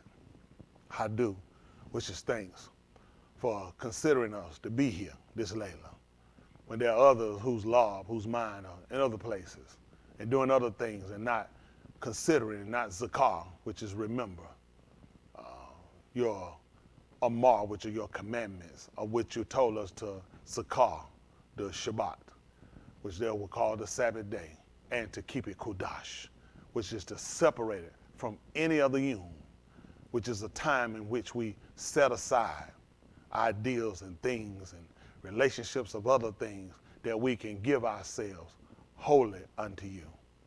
Again, we seek you and you alone through Yahushua HaMashiach, which is your salvation, the anointed one.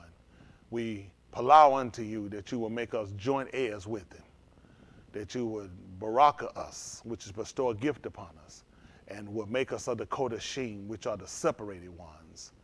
And as we prepare to move further, we ask, which is palau, that you will search us and see if there be any Rasha Darak, any evil ways. Cast it from us and lead us in the Arak everlasting, which is the way of life. Let the debar of our paw, which are the words of our mouth, let the meditation of our lobs, which is of our hearts, be acceptable in your own, which is in your sight. And as we prepare to move further, we palau, in which we ask that you take full control, that you get the tahalim, the praises, that you get the kabud, which is the glory, and the kabah, which is the honor, in the shem, which is the name of Yahushua HaMashiach. Let us all say, Amen.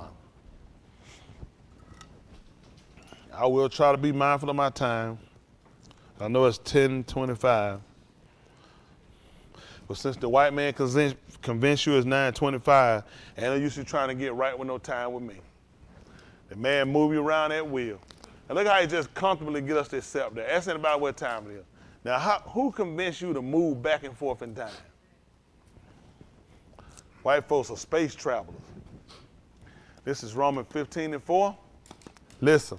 For whatever Nikatab before. For whatever was written before. Nikatab for our Lamed. It was written to teach us, to show us, to instruct us. So. That we, through endurance. Through endurance, that they call patience. In the kum of the Ketubim. Yes. Might have tikva. And it works. And it works. A lot of this, I think, I guess based upon how I saw things. My belief earlier was that when you get the Holy Ghost will come in and it will take away desires. The Holy Ghost will come in and it will make you like things that you would try to do wrong or bad. The Holy Ghost wouldn't let you. I would hear old people. I've heard people say, the Holy Ghost won't let me do wrong. So I had this desire for the Holy Ghost simply because the Holy Ghost wouldn't let you do wrong. The Holy Ghost take the taste of alcohol, taste of cigarettes. Holy Ghost just get rid of anything bad for. I don't even know how to do it. When they get the time, I said, I wanted the Holy Ghost because if the Holy Ghost would do that, why wouldn't I want it? Y'all got it, because these were things that I struggled and I fought with. Rather than people getting and these people lie, and I think they lie more out of just stupidity and ignorance. Whatever the Debar tells us, you have to allow it to happen. It doesn't just happen. You have to allow it to happen. If that's the case, why is anybody going against his will of what he desired us to do? Because people don't allow. And that's what we have to be able to do. We have to be able to allow the Debar to reign and rule. You can fight and resist it to a degree, but it'll be to your destruction. So it's our benefit to learn how to succumb to. Like sometimes there are different things people will fight and then they'll succumb to it. Sometimes with medications, they might give people like medications that make you sleep. They don't work well with me because I'll fight it. For whatever, I don't like being out of control. You know what I'm saying? Some just take it. It's like, oh, I don't like that. I'm gonna fight it and try till you finally just succumb to it. Cause fighting it, you wind up getting more of an aggravation, and that get your heart fluttering. I did it when I fought, and I wound up. They were like, what you need to do is calm down. You're fighting it because I didn't want to succumb to it. And what happens with us, we'll do the same thing when it comes to His will. Instead of succumbing to it, we'll try to fight it, and then we'll put ourselves in more of a detriment. Okay? So when He tells us about how the writings work, it's important to allow it to do that, whatever. But I mean, that was back in the older times. But He's saying whatever. All of it was back in the older times. Nothing that we read is new. Right. So when people use the argument of that was back in that time, all of it was back in that time. Right. But it was still profitable. And we got writing to verify the profitability of it. All of it's in the old time. Don't look at what they call New Testament is in the old time. Yep. It ain't new like it's still being written now. It's still in an older period of time, but it still works because He does not change. And that was the purpose of not giving you new writings, but keep you with what was written to show you it still has validity. Time is not a factor. You get a certain shirt, they say, man, got that 1980 something shirt. Everybody busts out laughing. You know why? Because time has succeeded that shirt. They got him them 1972 shoes. We bust out laughing. Why? Because in 1972, 73, those shoes were hot, but time will succeed it. Not this. That's right. Y'all got it? Yes, sir. See, it ain't like your shoes or your shirt. People cut different. People cut the same way. Right. Ain't nothing changed. Right. The word still work. You just got to allow it. That makes sense? Right. Let's look at Beth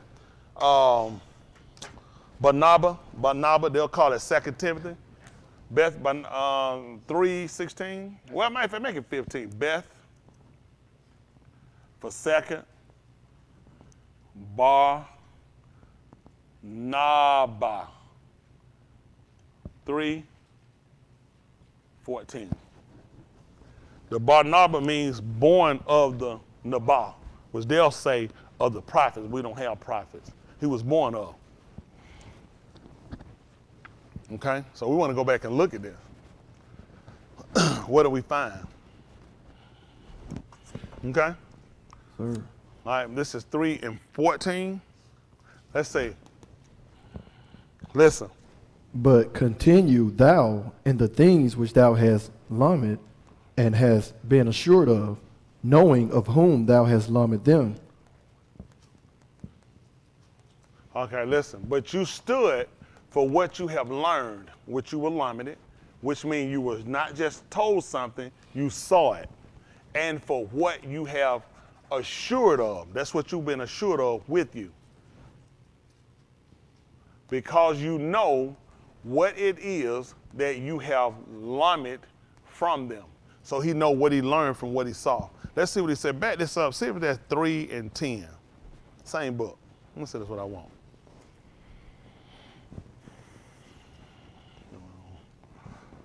Make it 9. That's what I want. Okay, we'll read from him. Listen. But they shall proceed no further, for their folly shall be manifest unto all unashamed, as theirs also was. All right, because they shall not continue to succeed, for their folly shall reveal, which is cause well, they got different for it on there, to all, as those men also became. He talking about what we call Janus and Jambres. These people were shown up because they withstood Mushah. And these people were brought out before the Adar, and these people were taken out in the sight of the people. He let them know that people that do the same works that these people that do, that creep in the house and lead captive silly women, laden with Kataim, he would let them know that a lot of things that these guys did are similar to the same behavior, and they won't continue much longer. Look at verse 10. But Thou hast fully known my doctrine, manner of Caid, purpose, amunah, long-suffering, ahab, endurance. So when he told him about continuing in the things which he had learned, and doing these things and knowing what he's been assured of. He told you why. But you have followed after me in the teaching and how he limited, in leadership, in desires, in amunah, in the prolonged ruach, in the ahab, in endurance. So all these things he looked at, you've already saw these attributes. So when he told him to continue in the things which he learned, it was something he actually saw. I actually saw a man do this. That's how I know it can be performed. So now he told you, continue the things which you've been assured of. That which you know, I've seen somebody do this. So this is reasoning for me to continue. This is reasoning for me not to stop. Y'all got it? Yes, sir. We have to have that. We have to. This is not just by speaking, it's also by demonstration. Sir. Yahuwah did a lot of talking too, but he also did demonstration. When he gave them the Amar, the commandment, what did he do? He basically taught it to them. He told it to them. But demonstration came in when they saw, as far as the mountains, the heart smoking, the rocks quaking, they saw the fire. All these things came in and let them know just how valuable it was for them to stay with it. He said he only came to do this so he would prove you, so they would be able to continue in the things which they've learned. Knowing what happened, they had been assured of it. What was the purpose of the fire? What was the purpose of the smoking and the rocks quaking? What is this man going to do if we break one of them? What is this man going, if he's doing all this when he's talking, what is he going to do if we violate one? That's right. So guess what they would do? The same thing he told him, follow after me in the teaching, in leadership, in desires, in the amunah, the build, in prolonged ruach, in ahab, in endurance. Yahuwah never gave way. He never gave way. That's why we love that our heart, the word endure, because it's not giving way regardless of other circumstances that surround us or happen. That's the goal. Everybody here, you're going to be tempted, you're going to be tested, things going to come at you, but what we're supposed to do is to maintain. Driving truck, how many of y'all went to school and been taught how to drive trucks? You know what they'll teach you when somebody say, man, you get on the spray, you driving a truck, come over. Don't get out your lane. Maintain lane. Me and my wife were driving, she would drive me somewhere. A car got over her. I said, because I knew she was finna go to the wall. I got on her, I told her too. I said, let them come on here. I said, maintain lane. Because once you jump out that lane, you hit that wall, them folks get back in that lane. What you trying to say happen? Because you don't have nothing on this side. That's true. They got, you should have let them hit you. Because now you at fault. Yeah. You see what I'm saying? Now she's gonna let what looked like happen, and they made it back, finna send her over into another situation that we're gonna find her to be at fault. Yes, sir. Y'all got it? So that's why when it comes down to different things happening, you have to be able to maintain behavior. That's why he let them know, continue in those things. Because you've been assured of this. You're going to be in the right. Even if she got hit, she was gonna be in the right. They said, we could have killed her. She was gonna be in the right. But she hit that wall and she didn't get hit, she's gonna be wrong. Especially had no proof nobody told her, because they're gonna look, they never hit you. You left your lane. So at that point, the fault's on you. Y'all got it? Okay. Any drivers here know about that? Yes, sir. Mm-hmm. You think keep preaching it? So what about if you just say, Bob, I'm gonna give you an illustration. So just say, let me borrow a cannon. Come on, son. All right, come on, for y'all. Stay right here. Stay right here. No, right here. Come on. Right now. Come on. That way Liz can see you again. Come on. You saying he got a jacket on, Liz. All right, stand right here. All right, that's it. Now, y'all are cars, right? I'm right here. Now, y'all park, we park. And I just, all right, we here, y'all right here. And I just shoot out from between y'all, I can't see nothing. Oh, wow. What's wrong with that? Look at that. Boss don't be using them words, but go ahead. Man, me and Boss in that car, he had that little bit of Honda, it was 2 trucks on the side of him, and we was sitting kind of back. But we shot between the car, I said, Boston. He said, what? I said nothing. Cause we didn't get hit. That thing scared me so bad, man. Boston shot between I just hollered, Boston. He said, what? I said,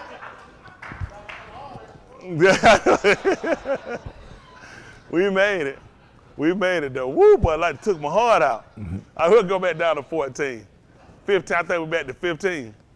Yes, sir. All right, come on, back down to 15. Let them go. We finished 14, right? Yes, sir. Okay. 15, listen. And that from a Yalet thou hast known the Kadash Kitabim. He called it the sacred writings. He said sacred. That makes it. Can we see what sacred mean by that? Can we look at it on both terms? We'll find the English, and we can see what it is for us when we look at sacred. That make a difference. I think about the only time I heard sacred when I was looking at Indiana Jones and the Last Crusade. I sure thought they had found that grail though. Y'all have seen, who seen Indiana Jones well, I sure thought her dad and them had found it too. I said, man, they done found that cup too. I thought they had done it. The movie made you feel good though. Yeah, they found it, but I mean, the whole thing was a movie. I said, he finna make it out there with it. They couldn't leave out with it. That was the white folk, get your hope all up, then the white man didn't make it out of there. Daddy got shot, his daddy come back. Our daddy did. Sacred, connected with Elohim, or see they put the God, that's it, see they show this stuff, or dedicated to a religious purpose and so deserving veneration. Look up veneration. Like generation. Check further down in the alphabet. Now I need to look up veneration. Like reverence. Hold on, I know Buster. I mean, Bryce, what grade that girl in?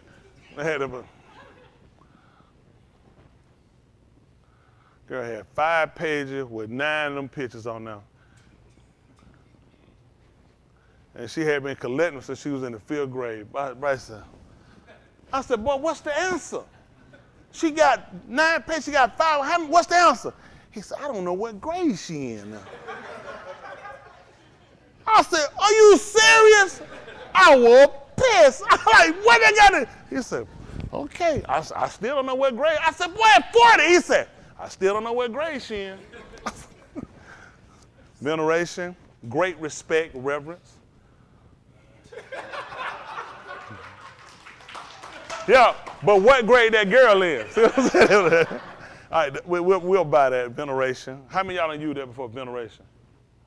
I use ventilation. See, white folks sneak stuff on. So this deserves a great respect or reverence. So, Basa, let's see what it say from the Abari for us.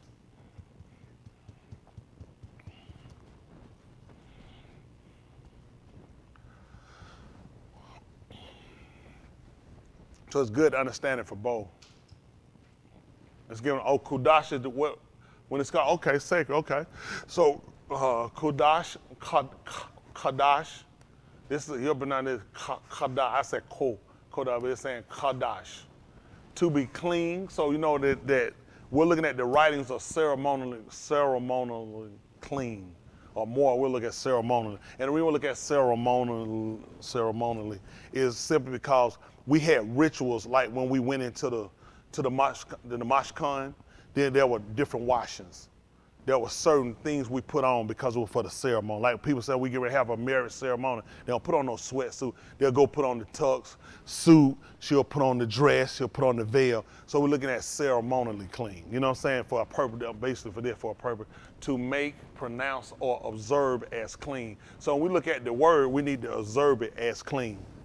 That makes a difference. We don't want to observe the word as though it's ordinary or it's something that's just simple. Simply because of the service that we're doing, we have to recognize the validity of the word. So we want to recognize it as ceremonially clean. Because we're looking to go to a marriage.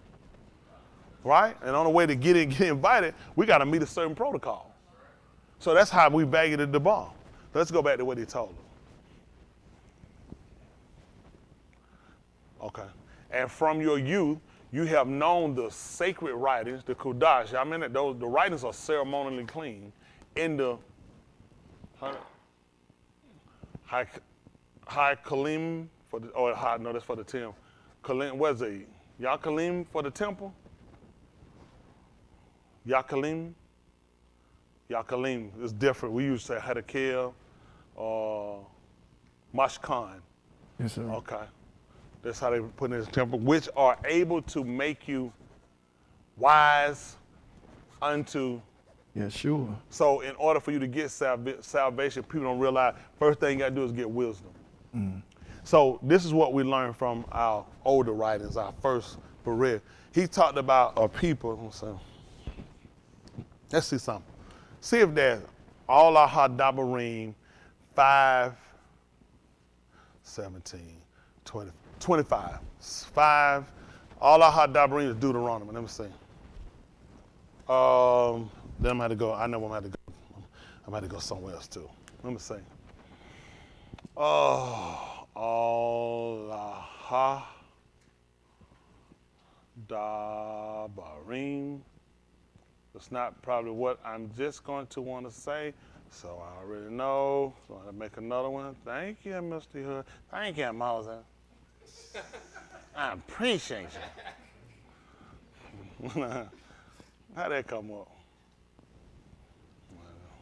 2, 32. 32. 21. Okay. 30. That'll work. Let me see what they tell me. 5. That's probably, yeah. Probably go 32. Probably get to just 525. All right. Let me see. Let's see this. 525. I'll get this and I go over to 30. 32, 30 should put me kind of where I want. 5 and 25. All I had Dabarini called Deuteronomy. Listen. Now, therefore, why should we moot? See that? They asked the question. Now, therefore, why should we move? What did they consider? Let's see what he said. For, This great fire will consume us. see, now, what did they recognize when they heard the word? See, so when he spoke, remember, these are just words. Thou shalt not steal. That's enough to make you not take this if it don't belong to you. Thou shalt not bear false witness. Is that enough to make you not lie on somebody? For me just saying that? But when I talk and the ground start rumbling, and you start seeing smoke come up the top of the building, and you start seeing people running, and you start fearing because you thinking you're going to die, then you're going to associate. Because now, they never told you this, mind you now, in the book of Allah Shemut, they call Exodus, in the 20th chapter, when he gave it to them, they never told you they said this. Right. They're saying, now then, why should Moshe die? We We die, for this great fire shall consume us. win. If we go against what he told us. Listen to this. If we Shama, the call of Yahuwah, continue to shama the call of Yahuwah our Elohim anymore, any longer, then we shall moot. let's see what they told us. Listen. Well, this is dealing with them hearing it while they were hearing it. But listen. For Who is there of all Basar that hath Shama the call of the Kai Elohim has speaking heard the sound of Elohim, the living Elohim, speaking. out of the midst of the fire, as we have in Kai? Let's say. Go thou near, and Shama all that Yahuwah our Elohim shall say, and speak thou unto us all that Yahuwah our Elohim shall speak unto thee, and we shall Shama it and do it. That's what they looked at. It's better for you to speak. Well, sometimes people, you know what people do though? People will pray for and ask for, you know, I used to want down here, you know, I want to talk to the Lord. How many of y'all want the Lord to talk to you? Just, you know, yeah, I can just hear him talk one time. He tried that. That's right. These people here say, listen, we're not that stupid. How about if you just go up there, let him tell you what he want us to know. That way, we could still be on course and we don't die. The man speaking made people unravel. People that did speak and heard it, even Yeshayahu, he said he was undone. The man unraveled me at his speaking. I was undone. People felt, you know, I'm dying because of the magnitude and the greatness of this man. You're talking about something that you can't even put into words to describe when they come down to him. We got titles and things we use, but they don't really physically describe him for who he is. So that's why you look at seeing something and beholding something. So when Musha just saw this kaboo pad, his face shone, that he even had to cover it. He had to put a cover on it. So the people didn't realize they couldn't even see the end of the thing. But then when they came down to the Mashiach, he said the veil was done away with. Y'all see that? And to prove it to us, when Yahushua was on the tomb, what they tell her happened to the Mashkan? It was signifying, he told you in the Mashiach, the veil was done away. They knew it. He said the veil was done away with. Not in Musa. He said when Musa spake, he said they couldn't see the end. They couldn't even see his face. It's shone so they couldn't even see it. So when Yahushua came on, he said that veil was done away. I'm appreciative. So now, we listen to these people. You go near in Shammah, all that Yahuwah Elohim said, then you speak. You talk to us. All that Yahuwah Elohim speaks to you, and we shall Shammah and Do it. that's what's gonna make a difference. They could have just started, and we're here and do it. That's the difference. He said, we're here to do it. Y'all hear that? Now, what's the man? He said, we should hear and we'll do it when it came down to Yahushua. When he sat down and he was teaching inside the Mashkan. They came and they told him, they said, listen, your aim, your Akeem, and your Aku said, they're outside. They need you to come out here for a minute. And he looked around the room, he said, my aim, my Akeem, and my Aku are these. He said, they that Shammah the Debar and do it. Let's see what he told us. Listen. And Yahuwah Shammah the call of your Dabarim when ye spake unto me. And Yahuwah said unto me, I have Shammah the call of the Dabarim of this arm, which they have spoken unto thee. They have well said all that they have. Let me ask you a question, Musha. Why you keep letting him come out here and talk to us? That man gonna consume us and burn us up with that fire. That man, this smoke is gonna choke us out. This earthquake is gonna swallow us. How about you go? Let him tell you what he wants us to know, and we're gonna hear it from you, and we're gonna do it. He said, did well. Well, us, I want to just come down and talk to me one time. That one time might be the one to kill you. That's right. What did it say in the next verse? Listen. Oh, that there were such a lob in them, that they would yara me and keep all my Amar always. That's what he said. He said, all the Yamin. That it might be well with them and with their Banim along.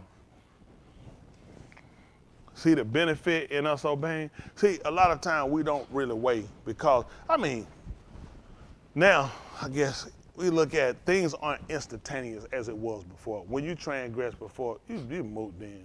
You caught a person to transgress. He said, bring them out before the mashkan. He said, and stone them that they moved. He said, so all the dog. Most of y'all, how many of y'all haven't seen a stoning before? Let me see your hand. How many of y'all hadn't seen a real stoning? I ain't asked you about it. I know some of y'all been stoned. I'm talking about drugs, not that one. How many of y'all have never seen a stoning? 1, 2, 3. Boston, see if you can pull up a stone. They had the one guy over there in Africa. I think they got him for a child molestation. I want you to let them see that. Then they got for me. How many of y'all have seen that video? Oh, you want to see this one? Oh, this a different one. No, this a different one here. Oh, my goodness. Well, it's the Muslim. No, you can get another one. They got a guy, they had him in the town. No, they put him in the hole, ain't no good. That Muslims, they got time to be. By the time you bury them, they just put the dirt on top of it. They too much work. No, these Pakistani and all these folks, no. They had one in Africa. They had a guy, I can't think of what that was. They got him, he was accused of child molestation. They stoned him. Oh, Chicago, I'm sure they got him up down.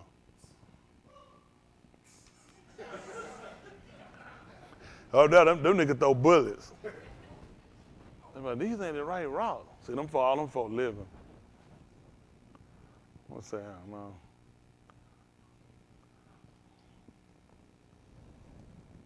What's that spell? Should have put in Africa. That should be on YouTube. Put in Africa. No, at the end of stone in Africa. What? Africa? No, Africa. Goodness. Play Africa. Now, I ain't gonna lag. I spell like you do. I need one on the computer that think what you thinking.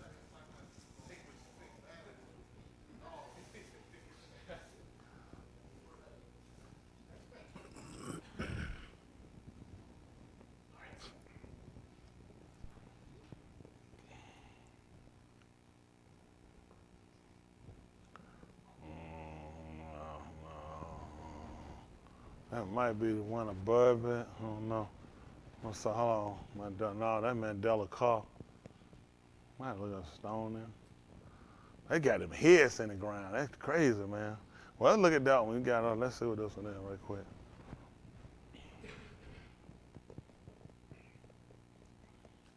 I won't be able to see that video after today. This lesson, because they feel like you got copyrights you showing this. I ain't trying to use these people junk. Oh, no, that's the one. Oh, yeah. Oh, he done been in the country. They do that all the time. That now. Now, they got another one. They got a guy, he was accused of child molestation. They took his booty and just hung it out and wrapped that, had it out the whole of the sheet. And they whipped him with a whip every time they hit him. Listen, they owe me butt cheeks up. Look at that. Yeah. Oh, this is a light one. Oh, that's a light one. You see that? That's what we were supposed to do when a person violate. These folk dead. They still busting their head open. Now you look at that, you say, man, look at it, they're horrible, they're gruesome. Now ask yourself, what did they do? You don't just do this for fun. What do you think these people done? These folk violated their Torah. They violated their Islamic law, Sharia law. That's different for that many rock. They just beat them to death and still keep rocking them. This right here light. They got one, they busted a guy head on. This why from a living. That's fine there. They can't find it. And that's a small, and the reason why you need to watch it, you need to consider, what do you think the other people thinking who was around now? How many of y'all thought that was gruesome? How many of y'all thought that was bad? So what was the act? But whatever the act was, what do you think the other people around there were thinking? That's how Yahuwah got us in behavior. He told us that we were supposed to stone them. You weren't just hidden. You were supposed to stone them till they moot. He said stone them till they die. So you see a finger do this here, stone them again. If you're the stoner, you're going to be considering, man, this is cruel. You stone them till they die. Don't hear them talking about they holler, they just broke. No. Stone them until they die. He says, so shall you put Rosha from among you. Because that person doesn't exist anymore. That's done, that act. Not only that, people put it out their heart. They say, man, I didn't do that. I was a child molester. I didn't even know. Well, you just saw what happened to one. What you do with that behavior? I don't want to see no more kids. I'm getting re-circumcised all over again. You look, the act, like now, what we do, we get you, we lay it out, we pray for you. That doesn't get the act away. That's why he was trying to get them with a fear. So they were y'all here. He said, oh, that they had such a law as this is in them, where they were worried about dying. That they would fear me. They were fearing him because they were like, this man will kill us. This man gonna burn us up. And we had dumb people talking about, when will fire use as a punishment? Stupid self. And keep my amar, my commandments, what I ordered them to do all their days. This was already supposed to do this, that it may be well with them and with their benin forever. Well, even with health. That's our health. Things will go all right for you. Things will work out for you. He said they did it. He said that things they did for their seed. See, what we don't consider, our behavior is so important for it because it transfers down to our children. He's like, it's going to be well for you. And if you keep this all of your days, then it's going to be well for you and for your children. The fact that you would keep the orders, commandment, who we have proof of this? Who? Good one. 26:1, Barashit. Just give me a little bit. I'm going to try to get out y'all way. Barashit, that they call Genesis.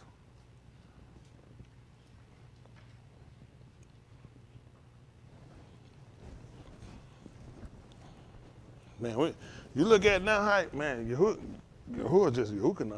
Mm-hmm. The fat man, we ain't in the time period, man, just let us lay down and just beat us with rocks till we die. I mean, man, they got one video. I can't remember how. But listen, you talking about seeing somebody running. They chased him down here. Listen, you see that video before? Listen, the guy stood over him, picked up a rock. Listen, I ain't never, that joker head opened up and split, it laid on like a piece of paper. I'm talking about that thing, it didn't even look like a head no more. He wasn't done. He got a big old rock just round, just boom! When they hit his whole head, just black. You say that, listen, them folk rocked that man. I said, God almighty. Them folk ran him down. Ain't no burying no ground. Them folk beat that.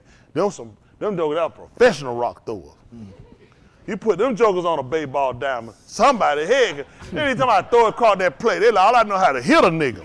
That helmet won't say them jokers one time. Them jokers like, I ain't throwing across for no bet. I'm throwing at your head, nigga. Let's see what happened. This is 2061. Now there was. A famine in the Iraq, This the first one? beside the first famine that was in the Yamim of Abraham. And Yasakat went unto Abimelech, Malak of the Philistines, unto Gerar. And Yahuwah appeared unto him and said, Go not down into Mizraim, dwell in the Iraqs which I shall tell thee of. Verse 3. Sojourn in this Iraq, and I will be with thee, and will barak thee, for unto thee and unto thy seed I will give all these countries. Why? And I will perform the oath which I shaba unto Abraham thy Abba. He's talking about establish it. Go ahead. And I will make thy seed to multiply as the kukabim of Shamayim, and will give unto thy seed all these countries, and in thy seed shall all the goim of the Iraqs be barak. I can't imagine why. Verse 5. Because that Abraham, Shama, my call, and Shamar, my charge, my Amar, my statutes, and my Torah. That's what he looked at. He said it became beneficial for him. So when Yahuwah told them about if they did this and how to be well for them and for their Benin, this ain't something he just shot across to them. This is something they could go back and verify. Because Abraham was the Abba. So Abraham was Barak. So also his Benin was Barak. And Abraham was well. So a lot of times we do stuff, he even told us you do this, he said, so things might be well with you. A lot of times we don't look at why things don't be right with us because we don't totally consider how important it is. The statue, just like his statue, this is the way he want things done. There is a certain way he want things done and carried out. Those are his statutes. His law, those are his codes. Y'all got it. His commandment, it's an order. You got to do this. That's how things be well and work out for you.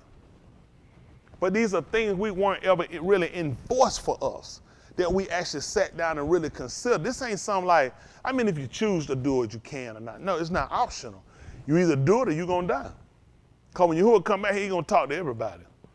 And he get back here and talk, you're going to be undone. So you got to consider, just like they knew, this man going to burn us up. People always knew it been on the table. They knew it was on the table. The man going to burn us up. So you really have to sit down and consider how valuable is your life to you. Are you just living it for now? Are you not considering there's a mosh pot coming? You got to be ready for the mosh pot. All this what he's doing for us now. When things happen on we transgress, and we say, well, why stuff come on me and why things happen so fast? He said, because mosh pot got to start with us. It's got to start. He said, now, if it start for us, start with us, he said, what you think going to happen to the other people at the end that didn't obey it? Sometimes people look like my punishment is so great and what's so happening. He said, got to start with us. Now he says, got to start with us. You need to look at what's going to happen to these people that don't obey their mot when they come back, when he come in the mosh pot. This is our opportunity to get things right that we hadn't done. We hadn't laid the law up to realize just how severe things are and how important it is for us to maintain a certain behavior. That's why he told them, they'll call Timotheus Barnabas, to continue into things. Let's pick it up right quick. All our hot dog bring 32:30 so I can get back here and try to get y'all out. It's 11 o'clock. In new nigga world. First thing we're gonna do when we get our own people and coming there, we're gonna make our own time up. We're gonna do it. We can't call night day. He said it's gonna be wicked. But we're gonna get our own time. Whatever white folk time, we're gonna change ours. We ain't gonna never be on their time. All right, this is 32 and 30. Let's see.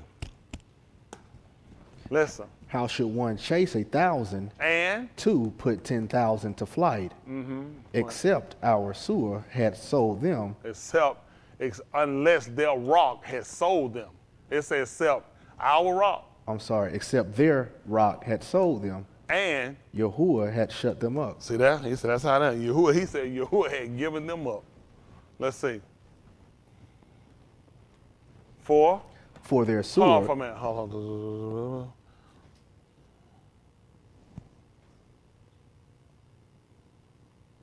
Okay, 28. Let's see, 28. You said, mm-hmm. Thank you, Pastor. So said, Pastor. Listen. 4, for they are a gooey void of counsel, lacking in counsel. neither is there any understanding in them. What happened? Oh, that they were wise. Oh, didn't y'all hear about how you get to salvation? Wise. Huh? He told them, and that from Yahweh. He said, thou had known the Kudash, the sacred writings, which are able to make thee Wise. unto what again? To salvation. That's right. See, this is what we lack. The one thing that'll keep you from getting salvation, you got to be wise. You got to be wise. Even when it comes to you, it said to the only wise Elohim. Mm-hmm. What would his arm be except for wise people? That's right. We're supposed to be recognized because of our keeping of the Torah. This is our wisdom. That's right. This is your understanding. This is what he said. Would that they were wise, that they would discern their future. That's wisdom. That's right. I'm gonna go out there and walk out on cross I-20. What y'all think about me? What kind of person would I be? Not wise. Why? Why would I be wise? Why would you tell me? Because what? He's exactly right. Because what's my future gonna be? Dead. Move. See, y'all smart people. So this is our wisdom. The fact that why wouldn't we do it? Because I consider what's going to be the recourse. If I go walk across the expressway at the heat of traffic, what's my let in? So what'd you say? He still the smartest guy I knew. Couldn't have been. Because he was wise, he'd have considered him let in. Y'all see how, that's what he looked at. The book, our Torah, our statute, all these things, Mashpah, this was our wisdom. That makes sense? See that? He did it. Would that they were wise, that they understood this, that they would discern their future. Listen, 30. Come on. How could one chase 1,000 and two put a mirage to flight unless their sewer rock had sold them and Yahuwah had? Giving them up. It made no difference. What in the world 1,000 people like running from one person? Right. It could only be one reason. Yahuwah gave them up. They were sold. How y'all think we went into captivity? We beat everybody we came to. And realized something. He gave us up. Mm-hmm. He gave us up. So he said, your wisdom would teach you that. That's why when we go into certain battle, he wouldn't let us go. So he said, I don't want you to think that it was you that done it. That wouldn't be wise of you. You were only able to defeat these people because I gave them up. They were sold. You were sold. Okay, 31. 4. Their sewer is not as our sewer, Not like our rock. even our enemies themselves being Shaphatim. The people knew. The folk knew they knew we had Elohim. These people trying to claim that their mighty one was the same as ours. It wasn't possible. Even our enemies recognized that our Elohim was different than all the other Elohims.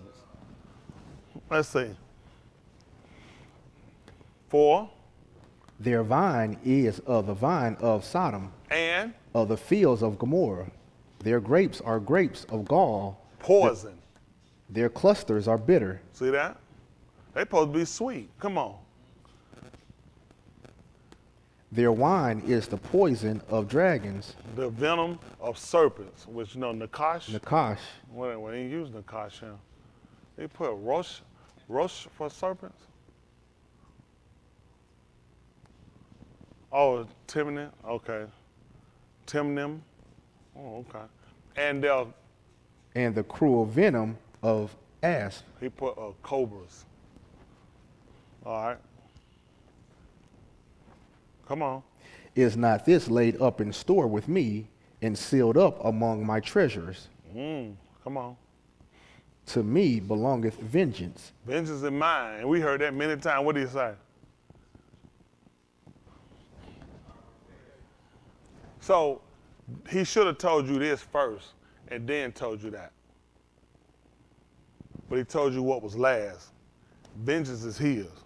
He lets you know, I got all this stuff stored up with me and I'm going to give it to you. Even if you go back to the book of Kazun, it'll tell you in the cup of the hand of Yahuwah. It told you in his hand is a cup. And he's going to pour it out without mixture. He told you, he said, all this is in my treasure. I keep, Yahuwah told us how he was going to give us things out of his tube treasure. Also, he got the poison of cobras, the venom of Nakash, or Tindom. He said, I got all this. He said, all of this stuff is in my treasure. Then he came down and tell you, vengeance is mine. Typically, you'll say, vengeance is mine, then you'll tell them. But you know, Yahuwah, I declare the end at the beginning. Then I let you know it's mine. And, oh no, I know that. I'm waiting on him. In recompense, I heard that this time the echo came before I did. Go ahead. And in recompense, we are with retribution. their And foot shall slide in due time. he said, in due time, he said, your foot shall slip. For the doom of their calamity is at hand. Your destruction is near. And The things that shall come upon them the make impending haste. things are hasting upon them. It's going to hurry up on them before you know it. Haste is wait, linger, hurrying. All right. 4, Yahuwah shall shafet his arm and repent himself for his abadim, when he seeth that their power is gone and there is none shut up or left. when he see that their power does prevail. He said, and there is none remaining shut up or left at large. Okay, come on. And he shall say, where are their Elohim, Well, your mighty one, their sewer in whom they trusted, they sought refuge upon them. Go ahead. which did eat the fat of their sacrifices and drank the wine of their... Zabak. Where's plural here? Zabak is the word for sacrifice. They put sacrifices, so they use the wide word. Zabaki for the plural of it. And drink the wine of their drink offerings. Let them come up and help you and be your protection. okay, let it be a hiding place for you. Come on. See now that I, even I, am he, and there is no mighty one with me. Besides me, I kill and I I make put to death. Kai. I give. I wound and I heal. Neither is there any that can deliver you out of my hand. Let's see. Ooh. For I lift up my hand to Shamayim and say, I Kai, Alam. Forever. Yahushua, you know, Yahushua tried to tell y'all that no man was able to take him out of his Abba hand. He said, God, he was greater than all. So everything he told us, we already knew. We knew from our former writings. That's why it was written before. It was written in order to show us that nobody could do it. This is something I want us to consider. We'll finish up by now, but I possibly get through. I'm trying to get y'all finished.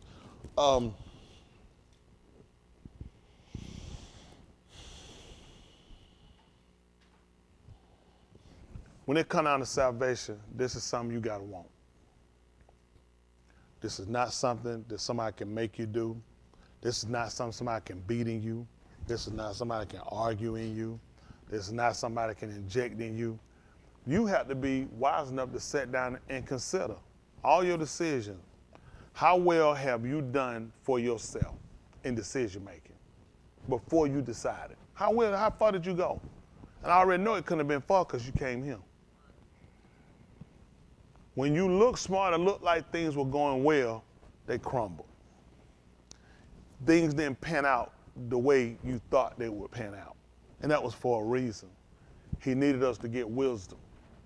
And wisdom that we came down and started to consider. I'm getting closer to the end. I am afraid of what's going to happen. That, ladies and gentlemen, is my wisdom. That's what I always consider when I do something. How long can I do it? How long can I get away with it? How long can I hide it? How long can I lie about it? How long can it exist? And I had to consider there's a mosh pot coming. Greater men than me have died. Ain't nobody kept living. Everybody come down. Everybody left out of here. What's gonna make me be exempt from that? So the only thing that I can do is to try to be wise enough to make sure I cross every T and dot every I. And make sure I cover myself to the best of my ability and make sure I leave myself open in room that when I see something, I'm not afraid to make changes for it because I'm considering my latter end. That's me. I mean, that's just true. You know how many people laying in conditions they can't change? You know how many people stuck in situations they not getting, just like those guys who just use those guys, those guys getting life in prison. Now, they getting some time to just, I'll give you some time, y'all can make preparation, get your stuff together, your arguments, and then get together. I'll assure you, they should have went on here and got it right then. Nothing gonna happen. There's nothing they gonna write up on the argument gonna change. You're going to get it. You crunk up a jury. This is the law.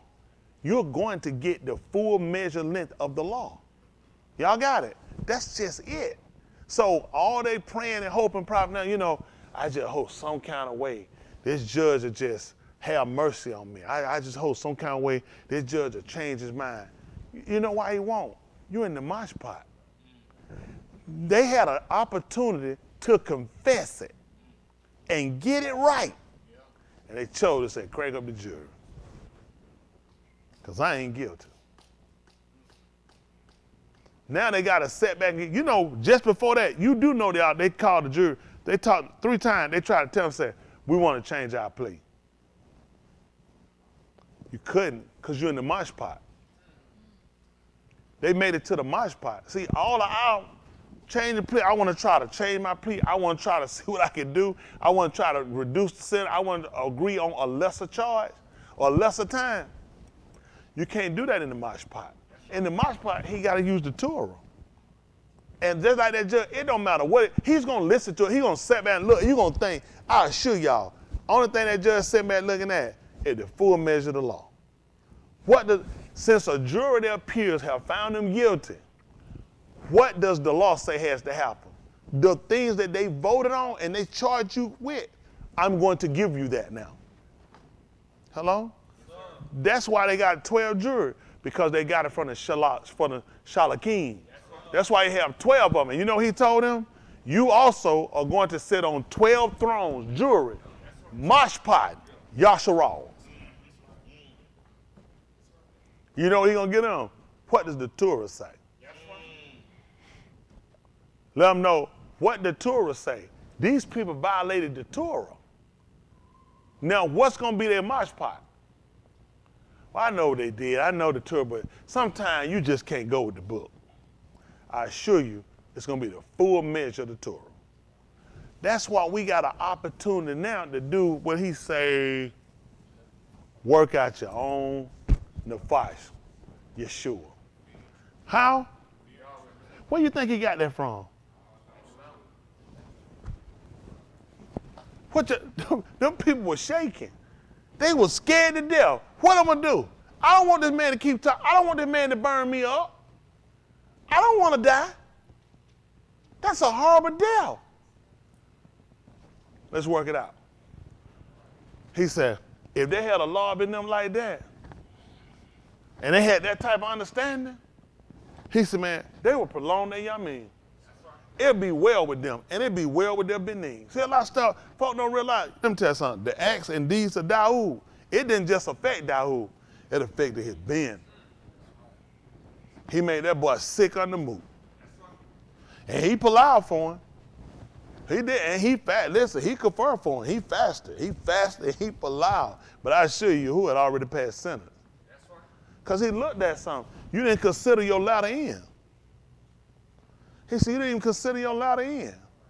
He had to let him move. He said, now, I ain't going to kill you. He know that. I said, whoo, that boy good is dead, though.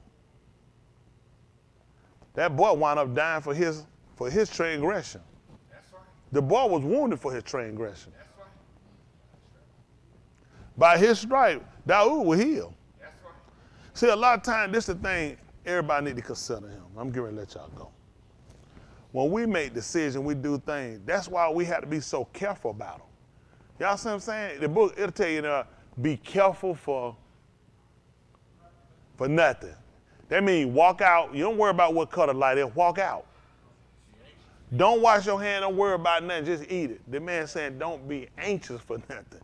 Take your time because things will happen. And we start to now just take our time. We start to look at considering every act, every ideal, every punishment. Like you said, how should we escape if we neglect? That's what he looked at. Y'all asked for this man to talk to y'all and not me. That's why you can see when every Nabal, every shara, every minister spoke to, they would have to come and say, thus say Yahuwah. So this will spark our ears for the call, for the sound. So now we're listening for the sound. We're listening for the sound now. What did he say? Because that's what we said we were going to do. And we agreed, if he talked to us, we're going to move. So now we start to consider how important it is that he put a buffer in between us and get us opportunity to consider our latter end. I know this is somewhat repetitious to us, but as repetitious as it is, we've been missing the mark. That's what kata is. You miss the mark. The mark is here, you him. We have been missing the mark. The way of y'all, synagogue. Ain't talking about nobody church. Ain't talking about nobody mosque. Ain't talking about no Hebrew. I'm talking about the way of y'all, synagogue of Yahushua Inc. has missed the mark. Because every Anashim has to consider how important it is to not neglect. That's right. To not neglect so great salvation. Because I had planned on talking to y'all. I had planned on talking to y'all. It was going to kill you too. That was a great salvation I gave you. I was going to talk to you, and you were going to die. But I gave you a buffer to give you opportunity where you could still hear me and live. And live. That's a great salvation. And I know with everything going on in the world, this might seem like, to you, it might seem like a manipulation or just trying to play on your intelligence, but it's not. You just got to consider. Nothing in that book makes me do nothing. Nothing in that book makes me do nothing. I have a desire to his will. I have done all of the will of Tony Smith, and it has been the worst decisions I have made in my life. Started out great. Dumbest decisions you ever make in your life is the will of Tony Smith. He had to allow me to see just how off and misguided I was that I would even accept another idea. Because all my ideas were brilliant until they failed. You know, I realized one a good criminal. About the 7th time I got locked up. I said, you can't be good when you come back that many times. You can't. It's like stuff. My fault. It's just like you ain't good. I've been back to it. You can't, man, I'm good. You and him. I told you about one time I talked to the guy, my partner, put him on the phone. He said, man, I'm out talking. He said, you talk to dude. Dude got this, this hookup. So he and Jay talked to me, I got the phone, dude. I was like, what? He said, yeah. He told the call, put the letter on the phone talking. And he said, yeah. He said, this my girl right here. He said, we got this deal. This is like 1990. He said, yeah, I got this deal, man, sweet deal. He said, what is? He said, some kind of way she do something at the bank and hook up this deal where she can get this money out the bank and you get money. I'm sitting in there joker like, this nigga on the jail phone talking. I'm just listening to Joker. She kept saying, hey, you watch what she said, what are you doing? He said, no, they cool, baby, they cool. Listen, she'll hook you up the deal and she can put the money in your account. I said, man, get it for. I said, man, I ain't talk this deal. I said, man, this nigga in jail? I said, he tell you about a scheme? I said, if it worked, why is he in jail? If I had never talked to that nigga in my life. That man on that phone today, she kept saying, hey. She said, hey. He said, no, baby, they cool. He just started running the whole plan down. See, my girl, she put the money in your account. She know how to go. She said, hey. She tried to, I said, I said, nigga stupid. I said, nigga in jail. I said, man, you don't listen to no nigga in jail tell you about no plan. He locked up. You never listen to no nigga in jail when he just tell you about. No, if you did it and you in jail, no, I'm not finna do no foolishness like that. You this nigga ain't been caught. A nigga who been a mastermind said, listen, I know how to do this. This been done. I know how to do it. Don't get caught. Nigga in jail tell me about it. Let me tell you something. Truck drivers and nigga in jail tell the biggest lies. I'm just, whoa. Boy, you listen some lying niggas? Hold on, am I like, truck drivers and niggas in jail will tell the most lie you ever heard. But I mean, one time I got locked out, walked in, I said, these niggas was sitting around this dude. Listen, he had them niggas, listen. He said it, listen. They had the picnic tables in there back in the 80s. Some niggas sitting him, and these niggas sitting around there, he's sitting on the table talking. And I ain't even good, because first of all, I'm locked. I don't even want to think about this story. But I see these, they talking about, downtown Fair Hood, they like that dude, they like that Miami. They like that nigga. I said, man, I know that nigga. I went to school with this nigga. I said, who? Oh, listen. That nigga has, he told me, he said, listen, I got the doo-doo brown. He said, I got the Mercedes. He got a back there, the square Mercedes. Seville. Doo-doo brown. Got that Gucci top on it. I said, what? He said, he looked at me.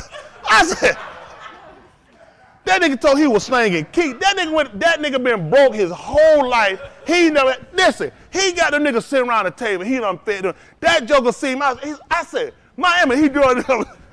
I said, man, this nigga here, that nigga ain't never did nothing here like he was pissed. They just tell lies, because they looking, there's no way to verify it. You right here, so niggas will take you count on your work if it look like you know what you're talking about. And I seen that some of that, you just look at, that nigga ain't nothing but a liar. He definitely need to be talking, telling that stuff. But anyway, bad shape. I say all that to say, at some point, you have to make a decision about what you're gonna do. That's just being honest. How many of y'all, you've always made the right decision? How many of y'all, you made some decisions that have looked good decisions and later they have been bad decisions? That's the average of us. That's why you here. So when it come down to trusting me on decision or me, because I'll make a decision sometimes, it wouldn't be based off the more logical reasons.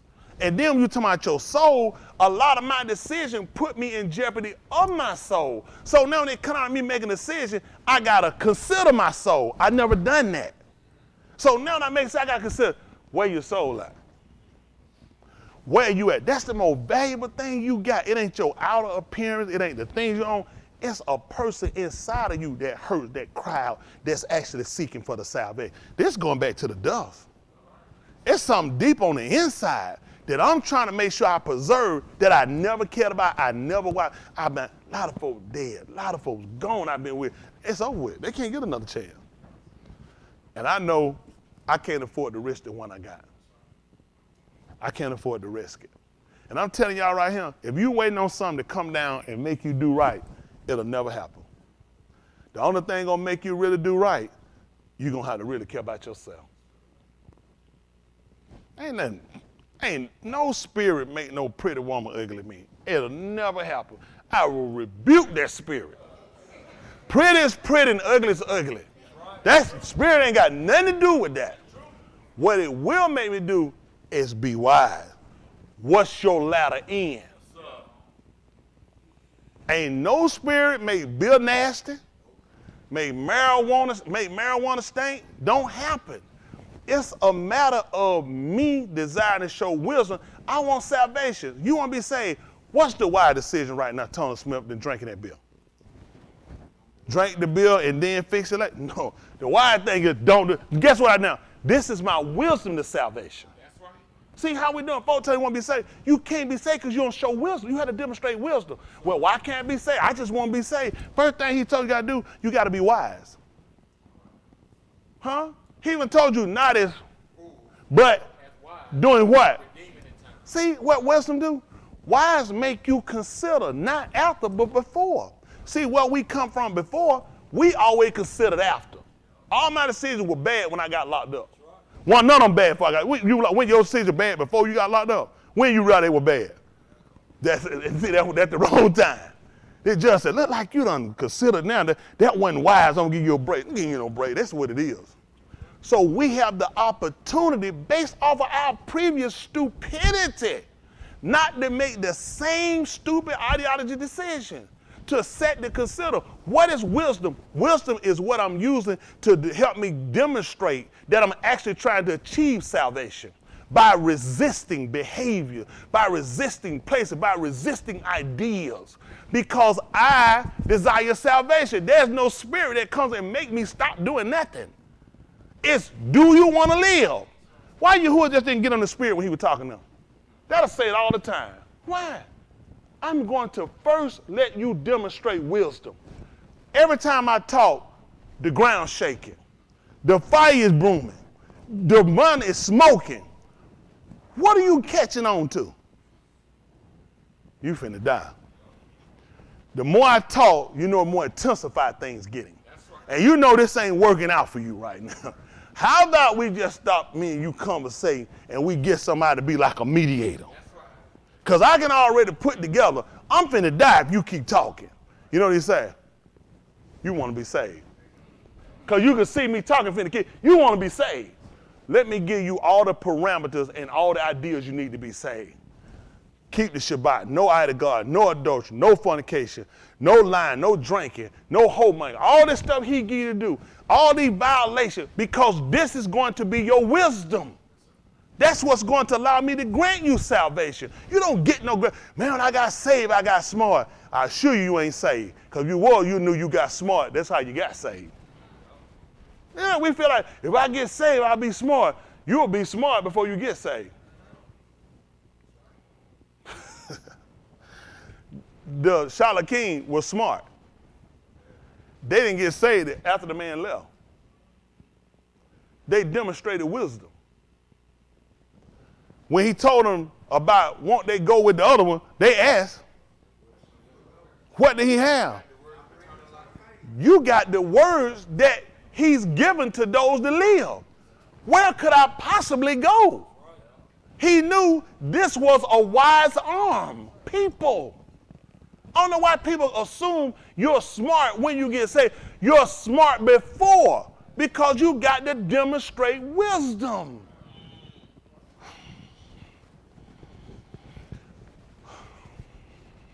Finish second, Beth, Barnabas, and I'm going to get ready to let y'all go. Most high people, I'm going to get ready to let y'all go. Get ready to put your mind aside and get ready to go. I don't want to be no liar. I'm going to try to get ready to let y'all go. Does it make sense to y'all though? Yes, sir. But we missed that gap because I kept thinking, man, I get saved, I'm going to be smart. When I get, you'll be smart before you obtain it. It makes no, why would I give it to a fool? What did he tell them about wisdom? Too high for who? Why in the world I'm going to say somebody stupid? That makes no sense. You got to demonstrate responsibility and wisdom in order to achieve salvation. Everybody, save me. I'm stupid. Does this make sense? Give me wisdom. Guess what? Shalom Palada Elohim. You know the first thing he asked for? Holy Ghost. He asked for wisdom. He did not ask for money. What is a stupid man going to do with a bunch of money? F it up. The first thing he asked for, give me an understanding law. Grant me wisdom. And you know what Yahuwah said? That thing pleased me. He said, that thing pleased me. He said, you know what? You could have asked me for the life of any one of your enemies. Didn't even ask it. Ask me riches. He said, I gave it. But the mere fact that you asked for wisdom and understanding, he said, I've given you all this. All this. And I made you the richest malak ever been. He said, because you could have, but the man demonstrated wisdom. You had been with my Abba, Daoud. Grant now unto me your abad. I am your bondsman. I'm your servant. Grant me this. We got to make it in. We got to make it in. And the way folks had to run it ain't the right way to run, but we'll fix it. That's why we're here to fix it. See, you can fix it while you're living. You can't fix nothing when you move. Now you're in the mosh pot. You be like them guys. Oh, I'm sure they considering life. They're going to die in that prison. They not getting out. But now you know what they looking at. They had wisdom. Wisdom told, man, that's the police job. That's the police job. They know what they just said. Shoot, hopefully he had insurance on it. That's wisdom. I ain't nothing told me to jump in my car with no gun and ready to shoot it out. That's just stupid. And now he paying the benefits of not being wise. I'm sure sitting there in their mind, you know, they were thinking, what if I had never left my house that day? What that day, you know what I hate? I hate the neighbor told me somebody at their house. How many times you done got something you don't say, man, if I could have just, if I'd have never went, so you say if I'd have just never went. And it don't change nothing of an outcome. That's why I say that's the difference of will. That's why he'll grant a person like that to Ruach HaKodesh. Because you're a person, you're considered. Why you think I ain't gonna pour no new wine in no? A person with no wisdom. All you gonna do is burst. And it's gonna rent. And you're gonna wind up wasting out the wine. That's right. When you change from who you are and start to take on wisdom and get an understanding of law, then I can put new wine because you are new now. The way you formulate, the way you operate is a new creature. The old is all things, because I'm using wisdom. I never used wisdom before. People say, but Chris told me one time, Chris, who you said, smart person you know. That type. So. Yeah, he did say Stacey Abrams. He said she was pretty smart. No, he did. He said, you the smartest person. He said, I know a lot of folks. He said, I know a lot of folks. Chris, I ain't just saying, Chris is very intelligent. People just don't know it. Oh yeah, you said Chris ain't stupid. He really ain't. Folks, you'll miss it. So we were talking about let no man think him a fool. You been receive him as a fool, you gonna come up short yourself. That's a lot of stuff people don't know. But you know what happened and how I got smart? I made enough dumb, stupid decisions. You don't just get in that point. It takes you make so many bad, dumb decisions and put yourself in such a bad disarray with stuff. I mean, you just get to a point you look at, it ain't working. It's not working. Why you keep doing something that don't work? It don't make sense. So he put me in one of them places where, how long does it take for me to realize this ain't working? When you keep thinking, and you come back, you sitting right here and you sitting look thinking, I'm back here again.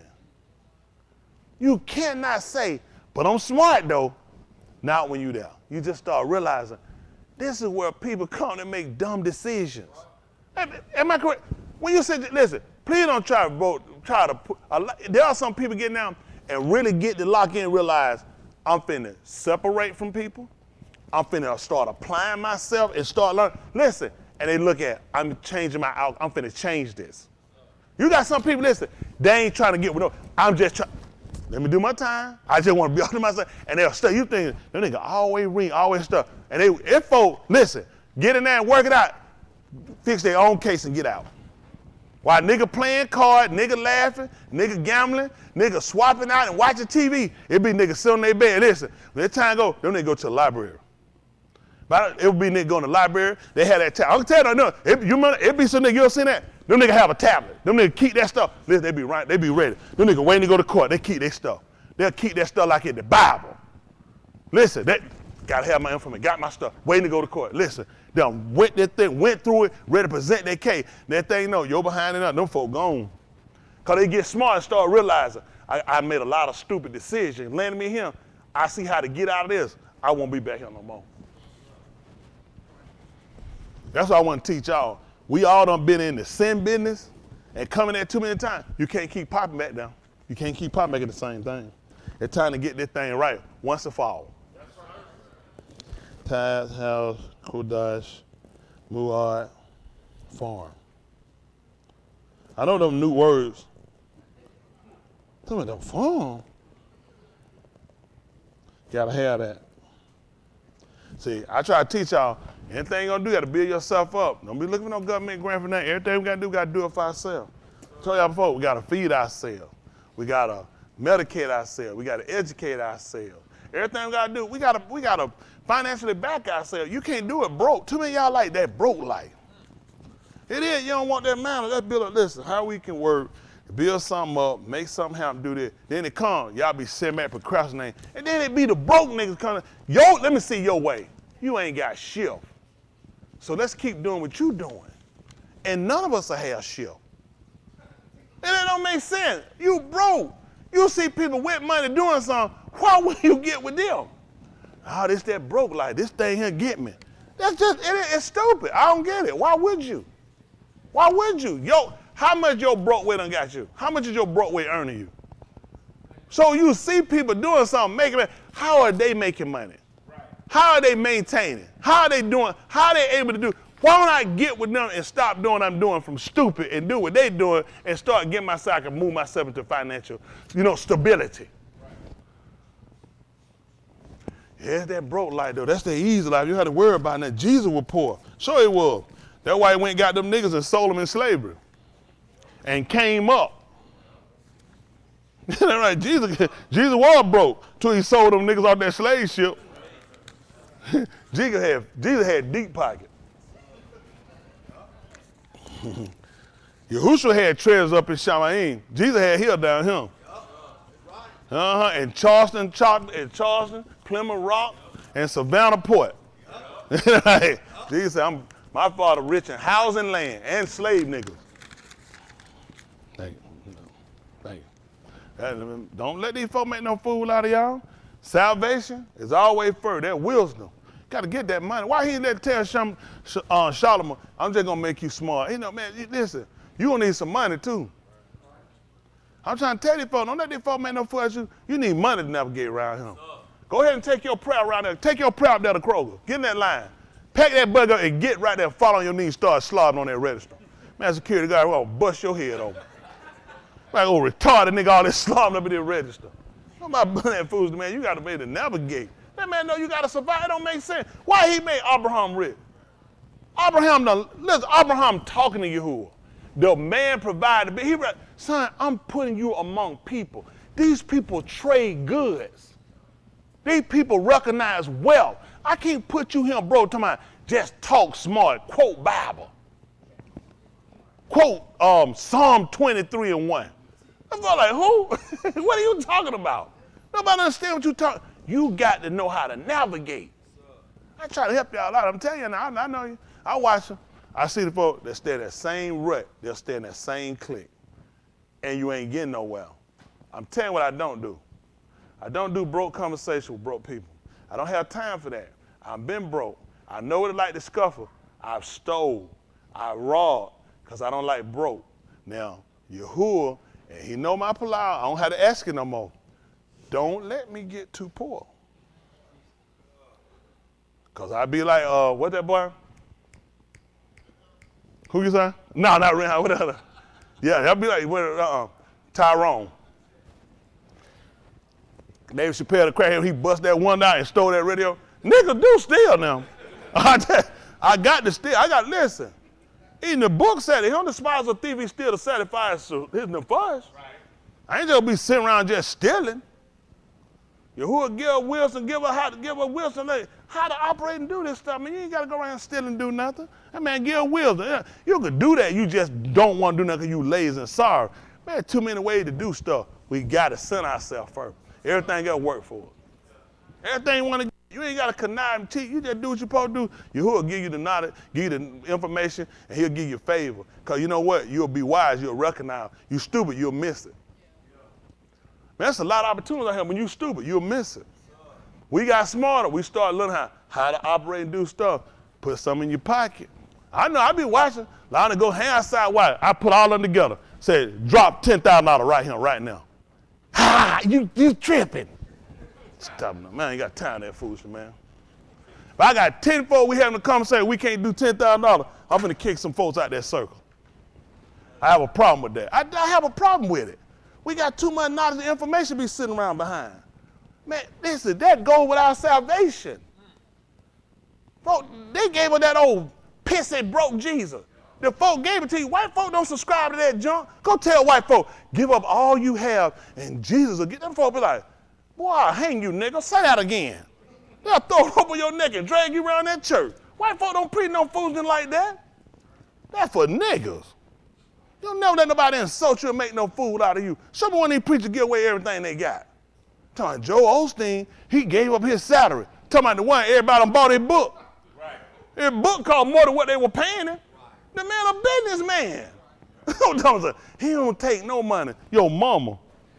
Quit being stupid. That man no fool. You think he done swapped out no salary for nothing? That man getting way more money. You know how many stupid folks gonna get more money because they think he don't get no money? It's a marketing deal. Folks stupid. Man, one of the richest men sitting around here. These folks so stupid it don't even make no sense. See, stop letting folk make a fool out of you.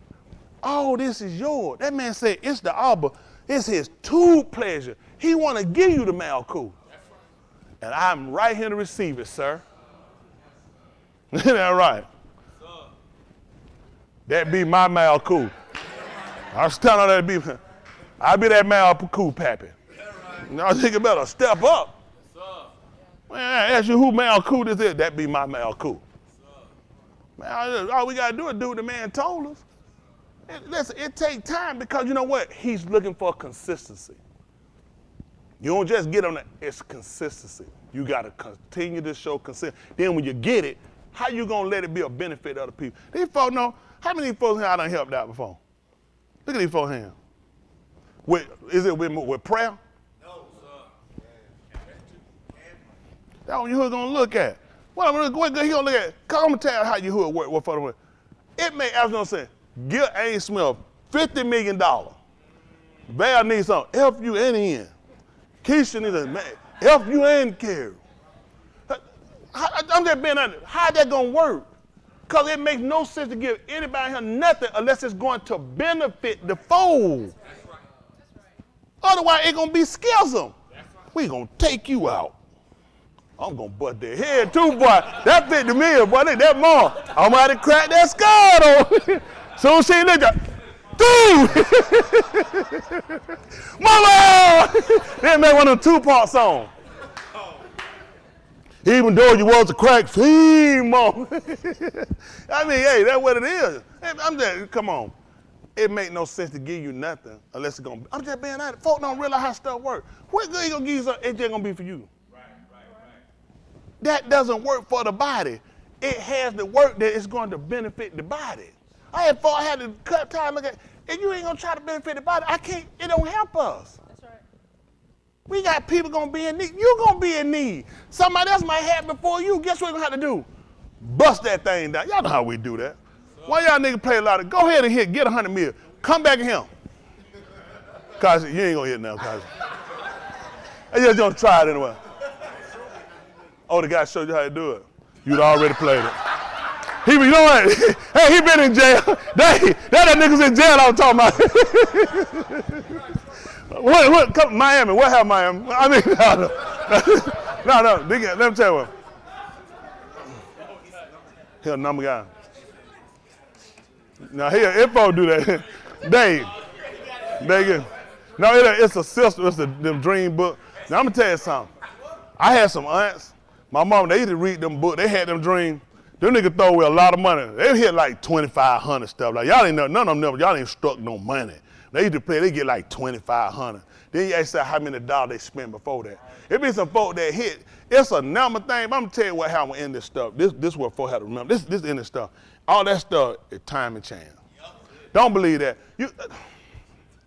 The only way to really get some diet to do something, you got to roll them or you got to train them, know how to stop them. When it roll, there's no way to know how to stop unless you got a racket, you got a system to it. All this stuff, time and chance. So when you playing with stuff like that in numbers, that's time and chance. For me, I'd rather spend mine. If he gonna give me something, I need that salvation. I'll hustle and get that money. I don't want to risk. He said, I met around and strike 450 billion. Me and Jeff Bezos, both of us straight ball here, but we paid though. We in them electric cars and all. Is that Jeff Bezos with the car? Or I got an Amazon. Me and him, he got an Amazon, I got an Amazon. Then that man tell me, but you ain't got no salvation. So it's just certain things for me, I'm telling you the truth, and this was for the real. That's the truth. I don't want to be too rich. Because I'm mindful of what the book, I don't want to forget it. It's a bunch of folk with money. You tell them folks to tell you, any of this stuff here is for ignorant people and for poor people. I don't subscribe to that. It's a benefit. Y'all get me saying? It gives me a way of how to walk, because I don't know how to do that. You don't know how to just be a man because you got a penis, because you got no hair on your chest. You got to be taught how to be a man. Adam had to be taught how to be. How you just come straight to the ground, you know how to be a man? Come on, son, you're butt naked. You got to be trained how to be a the man. Further said he made to go make some clothes. The nigga made leave. Know you going to get the poison ivy one. And start itching later. Then you going to need calamine lotion. Ain't even been made yet. So now you scratching all the way to the 70s. So what happened? You need somebody to instruct you and show you this is how you become a man. Right. And then to be a man of Elohim. We don't just know this. Clothes don't make us no man. Hair don't make us no man. Cars and houses don't make us no man. It's a maturing, and we have to be shown. Just like salvation, it don't just come up on you. You got to be taught how to get this thing. That's why he said written in the Nabim. What they all had to do? I ain't never been taught and got it. Now how that gonna work? It can't, because that confound what he said. I don't care what their book say, I know. But listen, it don't intersect and line up. It goes contrary to. All of us had to be taught of Elohim. That's how we know how to come. You can pray all you want. You have to be taught how to get there. When Yahushua taught them, they told him he was going. They said the way he was going, they said, how we going to know it? He said, I am the way. You can't just come. Somebody got to show it to you. You can't even get that, he said, except by me. He had to show them that. And that's why we're trying to take our time and go back and make sure we go over everything and make sure we get it right. It don't matter how many times we got to cross it, as long as we get it right. That's the end of the game. I appreciate it. That's two. Appreciate it.